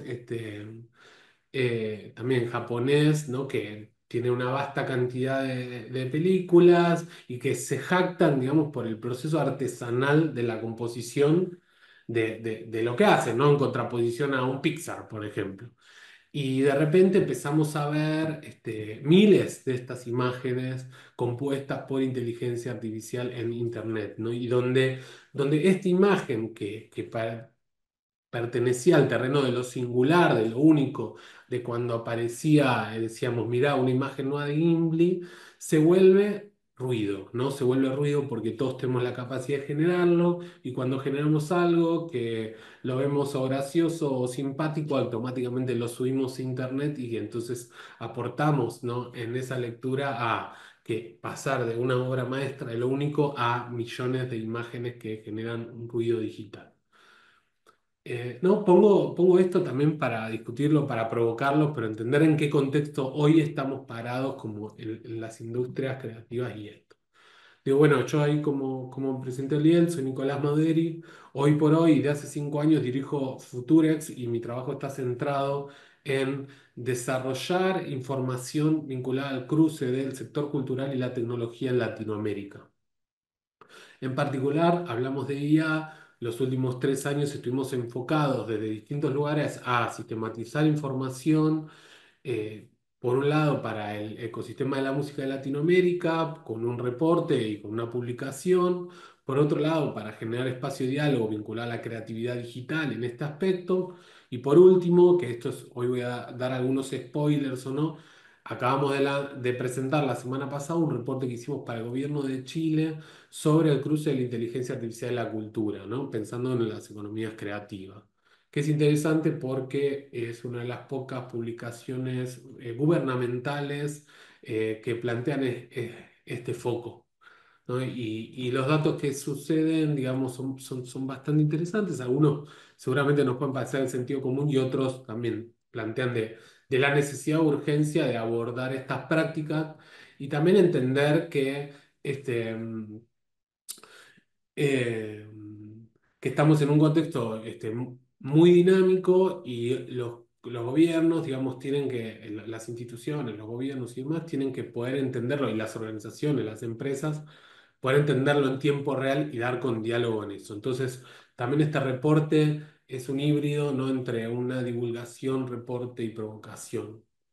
Ahí como algo me gustaba esto en relación de lo que hablábamos Paula hace un rato, de, ¿no? De qué nos diferencia. Me parece que en el punto de cuando pensamos servicios, más allá de que podamos usar Futurex o no como ejemplo, digo, quizás hace 3 años nosotros poníamos mucho foco a la posibilidad de, bueno, de la escritura, más allá de una escritura de no académica, de poder ser un tono divulgador, pero hoy la información está, ¿no? Entonces, ¿cómo, digo, y que vamos a hablar ahora, estas habilidades no se resignifican? Y hoy como nuestra habilidad, más que nada, es poder curar la información, sistematizarla y traducirla entre distintos actores que tienen que entenderse. Y en particular, hoy estas tres partes que podemos nombrar, sea el mundo de la cultura, el mundo de la tecnología y el mundo de las instituciones, no hablan el mismo idioma. Y muchas veces pensamos que deberían buscar entenderse y por distintas cuestiones no les interesa tanto. Vamos a hablar de esto. Entonces ahí el punto de vista en el que yo le voy a estar hablando ahora tiene que estar ligado a esto, ¿no? A pensar estas incorporaciones o estas modificaciones desde el sector cultural y desde proyectos o personas que trabajan día a día en esto, ¿no? También el enfoque, digamos, que me interesa o que nosotros vemos es que salir de esta dicotomía de lo más de lo que la tecnología nos va a salvar o que nos va a destruir, que en lo cultural aparece mucho, y entender como que las tecnologías que hoy utilizamos, propio por la falta de soberanía y por un montón de cuestiones, no son neutrales, y que aunque fueran locales tampoco sean neutrales, pero digamos se vuelven necesarias y urgentes a la hora de la incorporación por una cuestión de competitividad. Y también Paula hablaba de los 2000, ¿no? En el 99 podías ir a un trabajo diciendo, bueno, yo no uso internet, pero en el 2002 ya no podías decir, o sea, la competitividad entre una persona que decía yo uso internet o no uso internet iba a ser fundamental. Y hoy ni siquiera, si entrevistamos a alguien para trabajar o incorporamos a alguien al equipo y te dice, mirá que yo internet no lo uso por una cuestión política, porque no sé qué, porque por los derechos, por lo que fuera, ¿no? Nos parece totalmente loco, ¿no? Y con la inteligencia artificial, en lo particular generativa, pasa un poco eso. En ese punto nosotros entendemos que el enfoque que hay que darle desde un lugar también crítico tiene que ver con resolver problemáticas, potenciar la creatividad y acelerar procesos y automatizarlos, digamos, o automatizarlos y etcétera. Ahora en este rato, que vamos a pasar así placas muy rápido y si en algún momento quieren me freno, ¿no? No vamos a tener tantos datos como las anteriores, pero sí bastantes ejemplos. Vamos a hablar un poco del contexto, inteligencia artificial generativa en particular, algunos usos específicos y algunos debates, que creo que los debates ya fueron planteados, y esta necesidad de pensar en nuevos paradigmas, ¿no? Para mí el tema de contexto hoy es un poco central, porque en realidad muchas veces la IA pareciera traer una serie de problemáticas que en realidad no son nuevas, sino que son problemáticas intrínsecas muchas veces o de la sociedad o de los sectores en particular. En la cultura nosotros lo tenemos identificados. Ahí, esto a veces me encantaría verle las caras a más de uno porque les puedo leer la mente, ¿no? Y esto tiene que ver con cómo consumimos hoy. Si nosotros ahora siguiéramos esta charla, yo le digo, bueno, elijan cuál de estos dos, de estas dos videos podemos seguir viendo, ¿no? Y tenemos que elegir entre una batalla de monos en Tailandia y una orquesta, una sinfónica en Berlín, Viena, Colón, donde fuera. Sería muy fácil para mí, o sea, en realidad no es muy fácil, ya está claro cuál querrían seguir viendo, ¿no? Eso no está ni bien ni mal, digamos, tiene que ver con hoy cómo consumimos contenidos culturales. Y esto hay que entenderlo porque es en el contexto en el que entra la inteligencia artificial generativa. Nosotros hoy hablamos de una posteconomía de creadores, o sea, no salimos de esta idea tecnoutópica de la democratización, de que esto es para todos, sino que es un nuevo modelo de concentración.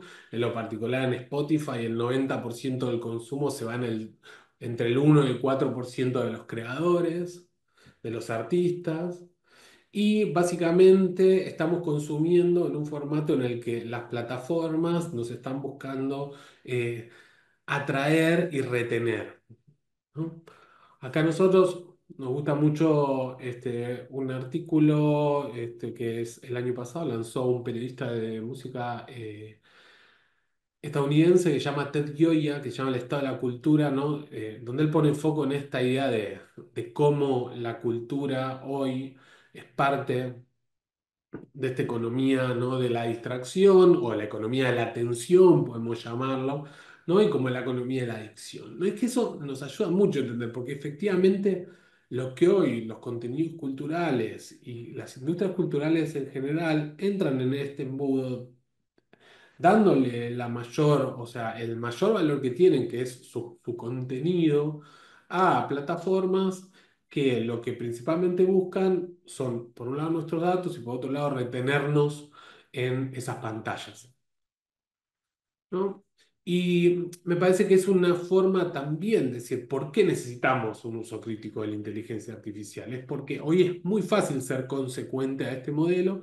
Este modelo posiblemente, digamos, en algunos aspectos puede habilitar un montón de servicios, ¿no? Ligado a la oportunidad que plantea retener la atención, ¿no? Pero posiblemente sea como una sábana corta en relación de que estamos como entregándole lo que nosotros mejor sabemos hacer a plataformas que algorítmicamente van a depender de lo que mayor beneficio les dé en este momento y no sabemos qué va a pasar más adelante.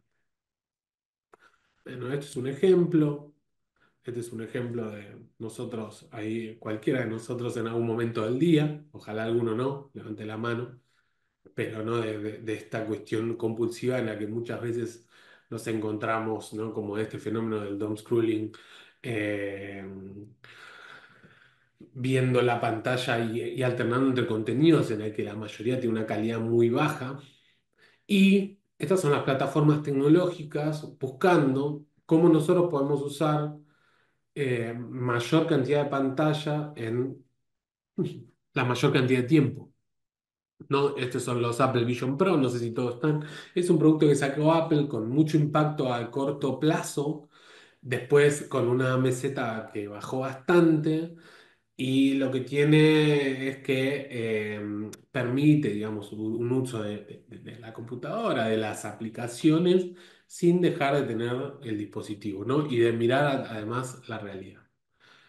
Eh, en ese punto ahí nosotros también identificamos como algunas de las tensiones que hoy se vuelven fundamentales para entender estas lógicas. ¿No? Y también las identificamos como tensiones medio históricas o tensiones bueno, que no necesariamente son nuevas en relación de la cultura y la tecnología, ¿no? Lo orgánico y lo sintético, ¿no? Desde que existen las cajas de ritmos, se discute que una canción se vuelve sintética, ¿no? Y esto ya tiene más de 40 o 50 años, esta discusión. La estandarización y personalización, que también, ¿no? Hay una industria que lo que busca es estandarizar unos contenidos, digamos, hacia una búsqueda de impacto o de masivización, por decirlo, y versus, digamos, búsquedas más propias o personales. ¿No? Esta división también que hablamos, ¿no? La primera pregunta que aparece hoy tiene que ver, ¿y la propiedad intelectual y la creatividad en esto qué valor está? Bueno, tiene que ver con una discusión histórica donde muchos de nuestros países no llegaron a regular bien o tomar decisiones sobre qué pasa con Internet. Y hoy la inteligencia artificial viene a exponenciar, digamos, esa evidencia donde hay cosas no resueltas entre los artistas y sus derechos y las plataformas y el uso de la información, ¿no? Después, bueno, el impacto ambiental de la tecnología. En estas semanas se habló mucho del consumo de agua de ChatGPT, cuando muchas veces tampoco se habla de otras industrias en particular, pero bueno, se pone en foco. Y esta idea de lo extractivo y lo sostenible, donde muchas veces este, los modelos, digamos, más de las plataformas de Web 2.0, como pueden ser las redes sociales, lo que buscan son modelos en los que se puedan extraer la mayor cantidad de datos, de información en la menor cantidad de tiempo. En ese punto, digamos, para hablar de inteligencia artificial, o sea, ya se habló, voy a ir muy rápido, ¿no? Entender que cuando hablamos hoy de inteligencia artificial, la gran mayoría de los casos estamos hablando de generativa. Y cuando hablamos de generativa, tenemos que ver con esta capacidad de generar contenido. Después también, esto queda en la presentación, no me voy a detener, pero tiene que ver con esos nuevos lenguajes que se reformulan, que a veces no están tan al mano del sector de los emprendedores o del sector creativo. Entonces, ¿cómo adoptamos de una manera amable este lenguaje que va desde prompt, que me gustó ahí, Fernando decía promptear, y como que ya es el verbo quizás que más nuevo, que más adoptamos en los últimos años, ¿no? A entrenamiento, a algoritmo, aprendizaje automático, a sesgos, ¿no? Y cómo nos ayuda eso a poder involucrarnos. Y lo otro, que es esta idea de esta tensión de nuestros Spider-Man, que para nosotros es fundamental para encarar el uso y sobre todo usos más vinculados a servicios o habilidades en relación de la IA generativa, tiene que ver con, esto es un concepto que tomamos de una comunidad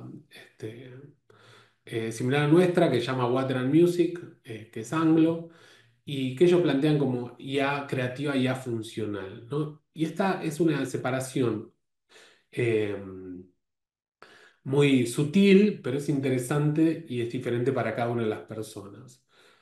Que nosotros después comprobamos en las encuestas, y ahora puedo decir algún dato de la de Chile, creo que lo tengo acá a mano. Por ejemplo, cuando nosotros nos genera una sensación negativa la IA, en la mayoría de los casos que compite contra una habilidad nuestra que consideramos creativa. Por ejemplo, un ilustrador, digamos, viendo imágenes.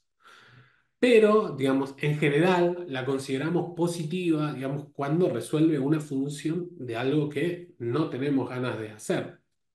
Por ejemplo, un músico teniendo que hacer una imagen para una portada de su álbum que quizás, o una portada de un single que no le da mucho valor, o un flyer. Esa tensión, que podríamos dar miles de ejemplos, ustedes pueden ver lo cruzado que está, digamos, en ese sentido, digamos, un realizador audiovisual que sube un reel para Instagram, necesita una música que esté libre de derechos, entonces una música generativa lo resuelve, y así. Entonces, esta idea nos divide las tareas en relación de si es algo que es funcional o que es creativo y que nos pone a pensar el uso y el impacto en general.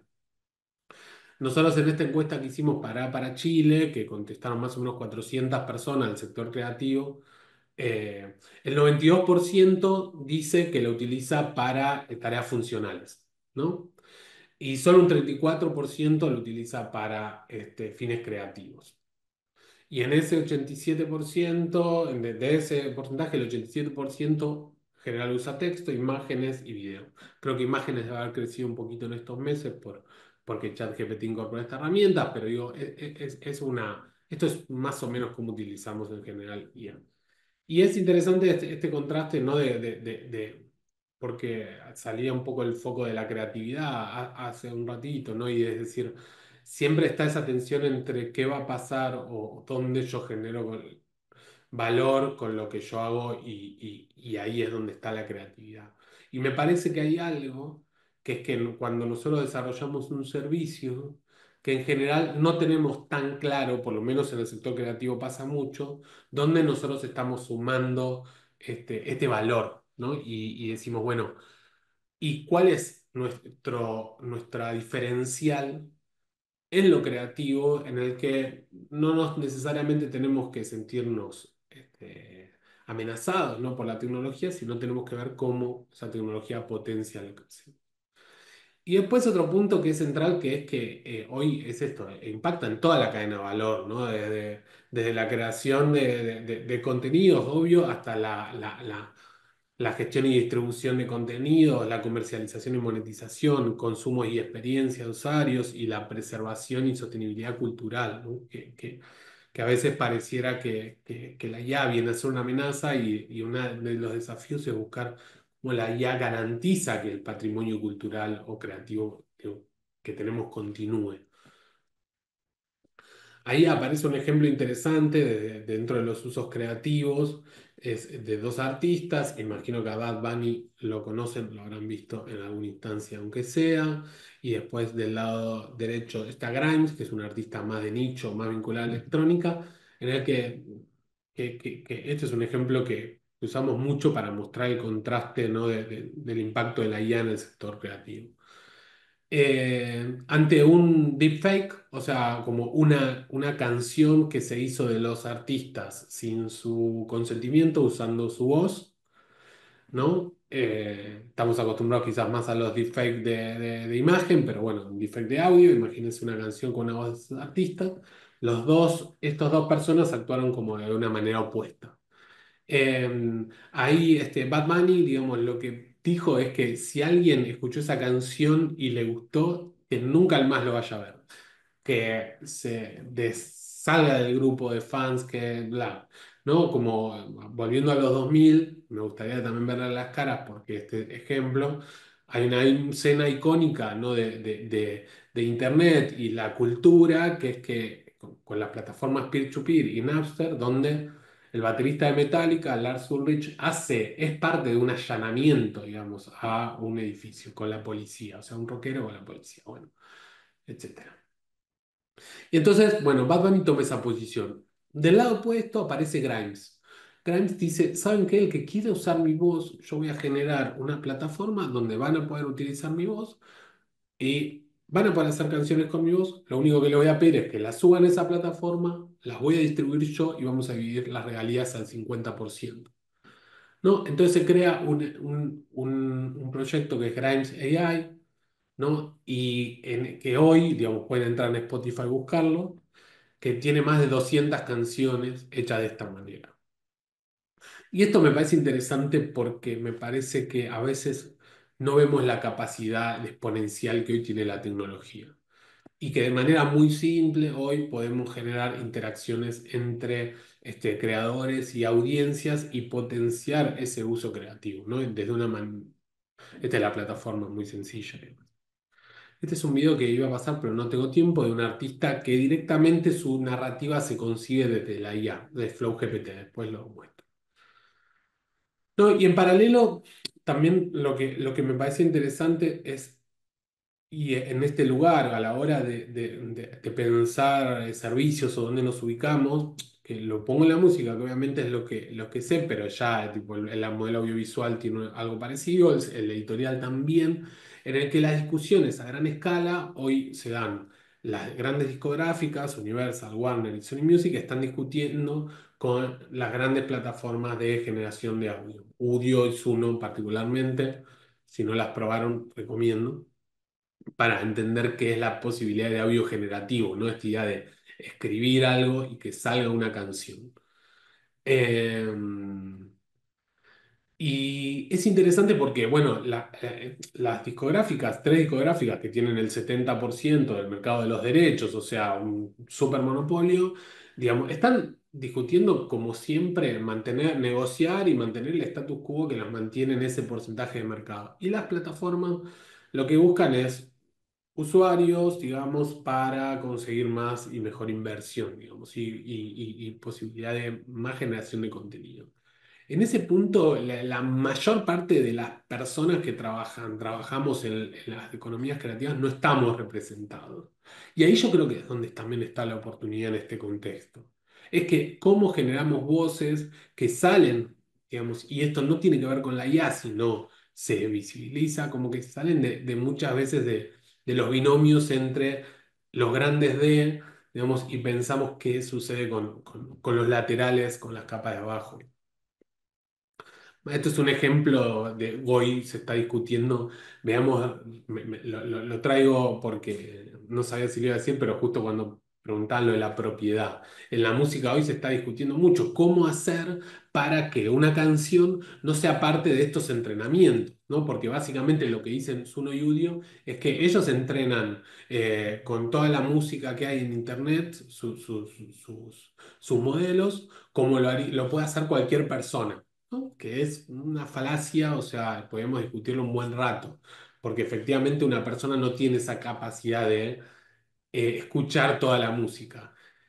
Pero lo que hoy aparecen son técnicas, es decir, bueno, ¿cómo puedes hacer para proteger tu canción? Ayer justo un colega que se llama Franca, que recomiendo si les gustan estas nerdeadas, lo sigan en Instagram, traía un video de un influencer estadounidense que se llama Ben Jordan, que lo que está experimentando es cómo incorporar frecuencias que al oído humano son imperceptibles, pero cuando una IA las toma, genera artefactos.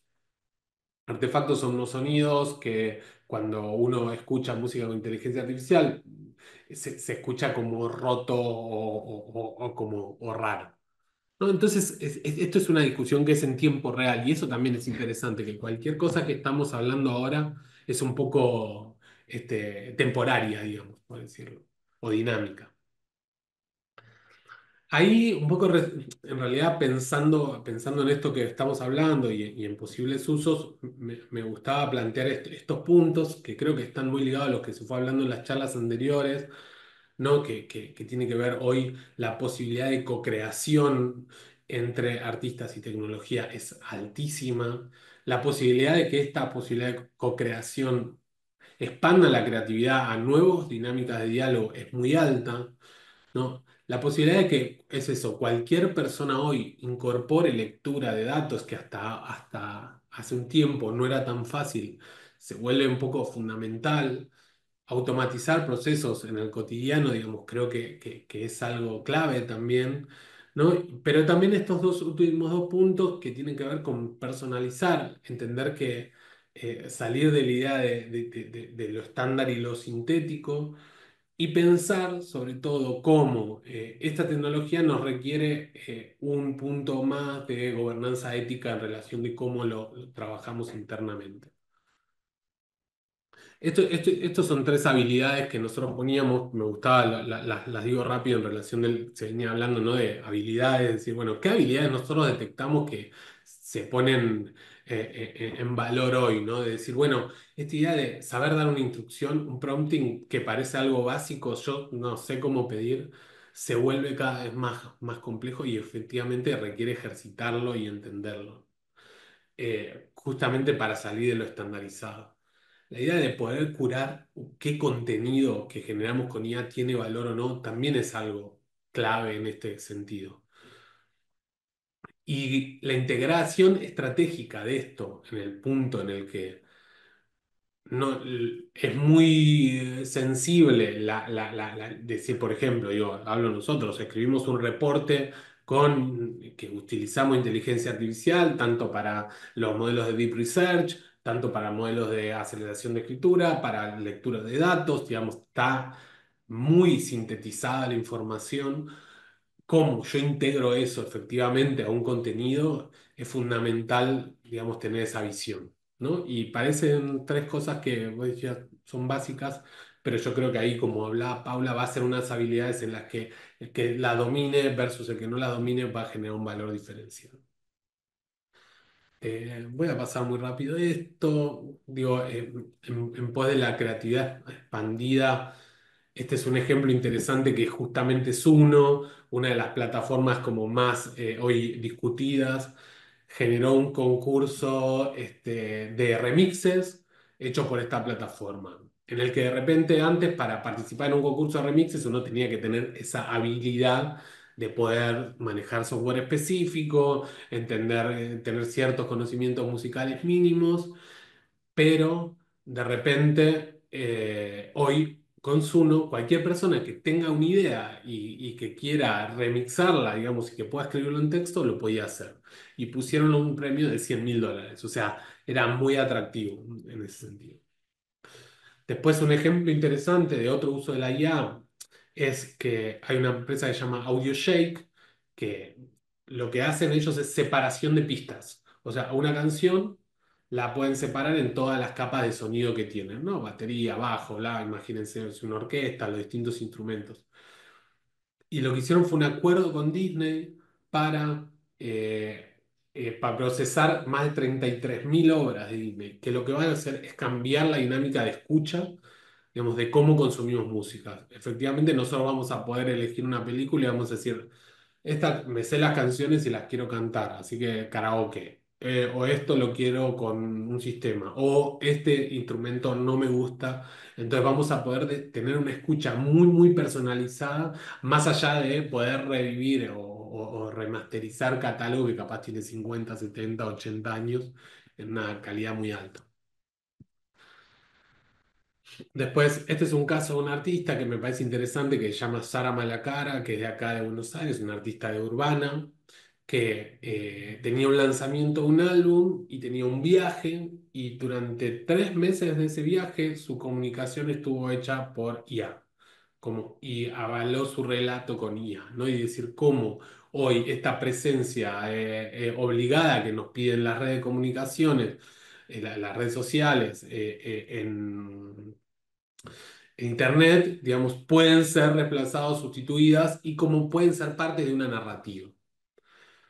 El ejemplo máximo, digamos, de todo eso es Hatsune Miku, que es una artista japonesa que tiene 15 años ya, que es la primera artista como holograma. Me pongo el videito un segundo, no sé si se va a escuchar, a ver si puedo compartir el audio. ¿Se escucha?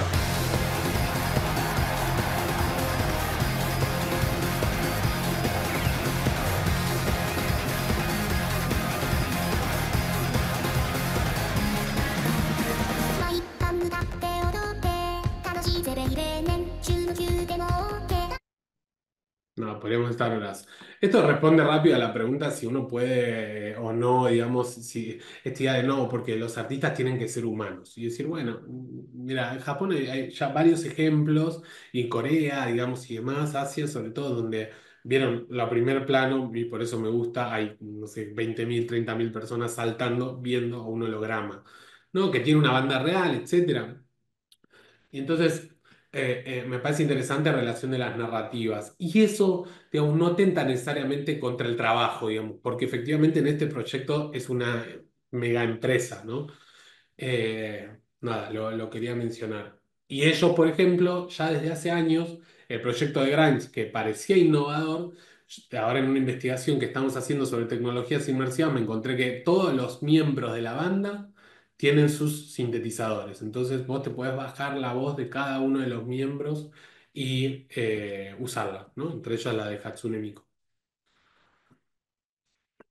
Ahí, bueno, para ir cerrando, aparecen como esta idea de los debates fundamentales, que creo que los fuimos tocando, se fueron tocando, ¿no? Pero eh, la co-creación, los derechos de autor, la reconfiguración laboral y las normativas hoy son como un poco la clave para entender en qué contexto nos jugamos o en qué contexto nos dinamizamos eh, ¿no? Con la tecnología, ¿no? De decir, bueno, eh,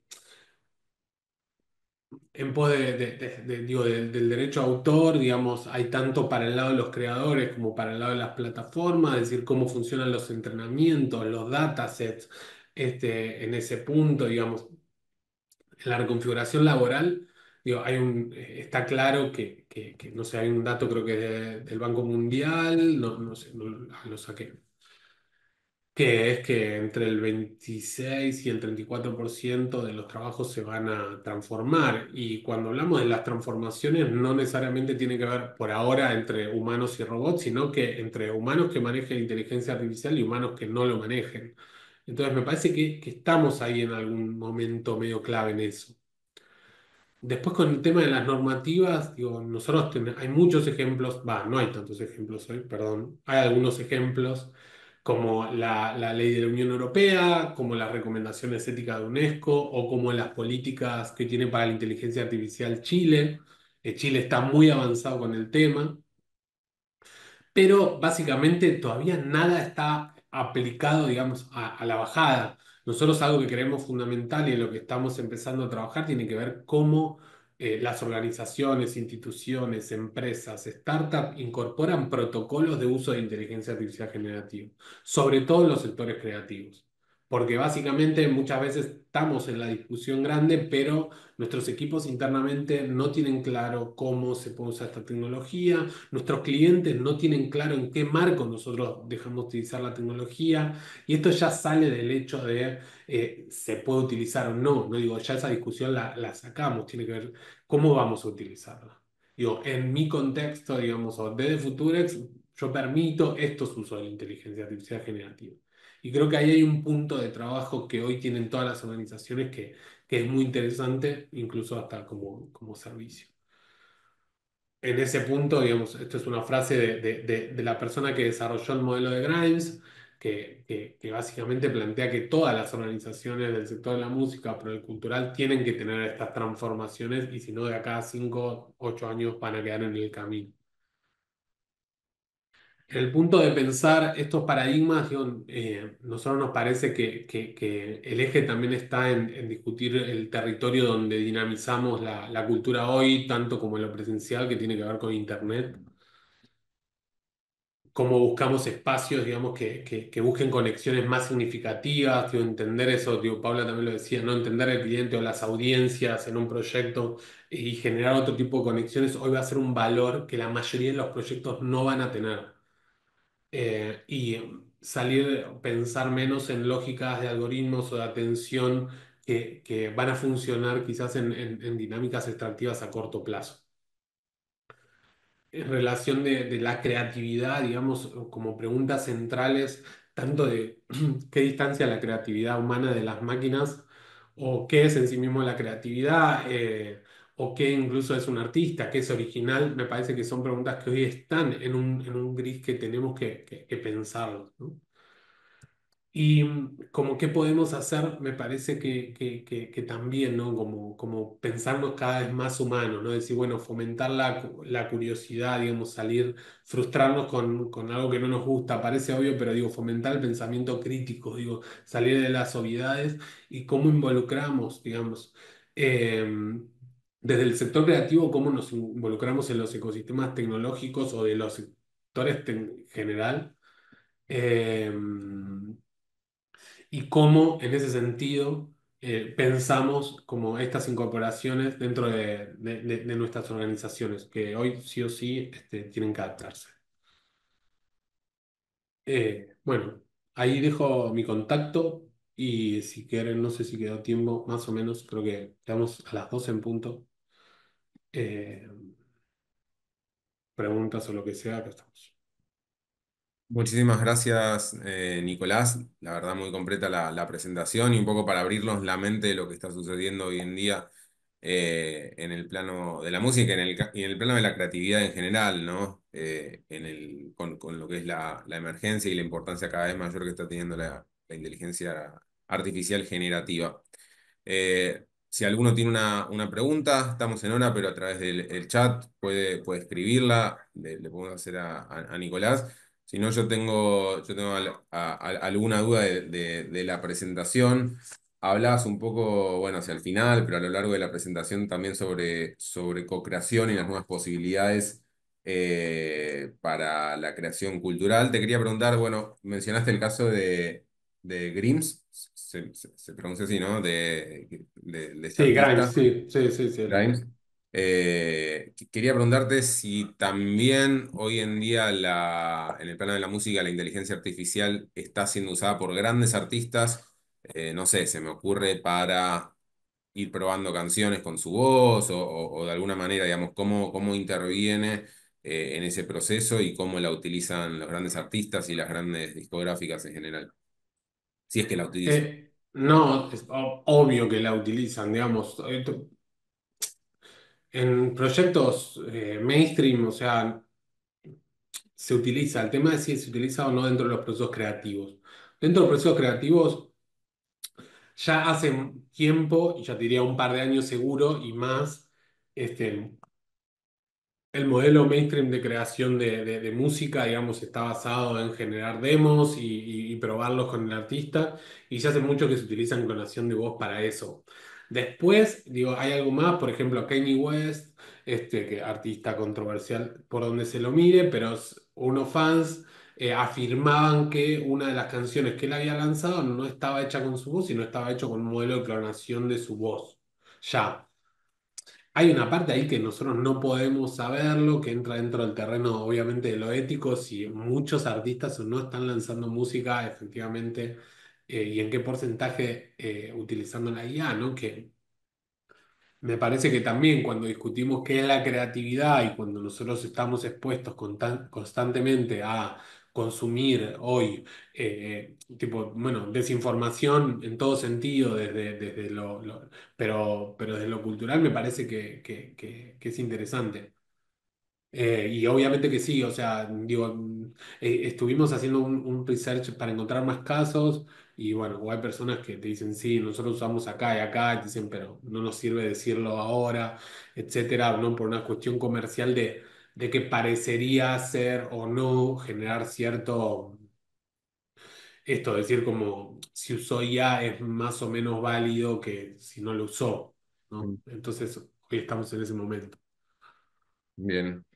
Y te hago una última pregunta. Hablas un poco de Chile como, si se quiere, que está un poco más avanzado, por así decir, en lo que es la región que otros países en general, más allá de un rezago general.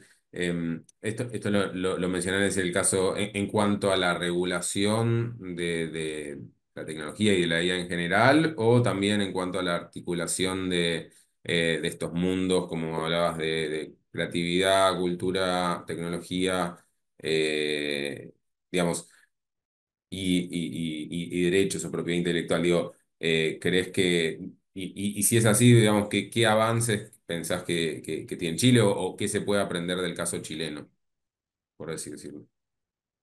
Bueno, principalmente están hablando sobre el tema desde lugares institucionales, o sea, dándole una importancia que creo que hoy es fundamental. De hecho, el reporte que nosotros hablamos es un disparador desde el sector cultural, desde el Ministerio de Cultura, las Artes y el Patrimonio para generar diálogos. ¿No? Y después, bueno, la Política Nacional de Inteligencia Artificial plantea, digamos, ciertas incorporaciones del sector educativo, del sector de la ciencia, del sector, bueno, incluso creo que de la salud, digamos, no tengo detallado por fuera lo que va de cultura, eh, cómo se debería aplicar. el sector cultural siempre o creativo va con cierta reticencia, pero efectivamente sí hay muchos casos de éxito a nivel regional o internacional que son desde Chile.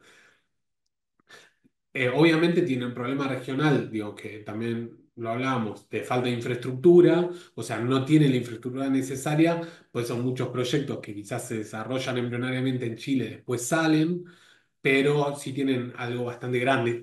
Es algo, se puede homologar con un poco lo que pasa con el mundo blockchain en Argentina, ¿no? Que hay una fuerte infraestructura, o sea, fuerte desarrollo de capacidades, digamos, una fuerte cantidad de proyectos, pero capaz acá no está la infraestructura o no está la inversión para que en un momento escalen, ¿no? Y bueno, Chile tiene un poco eso con el de inteligencia artificial. De hecho, mostraron, es uno de los índices más altos de la región.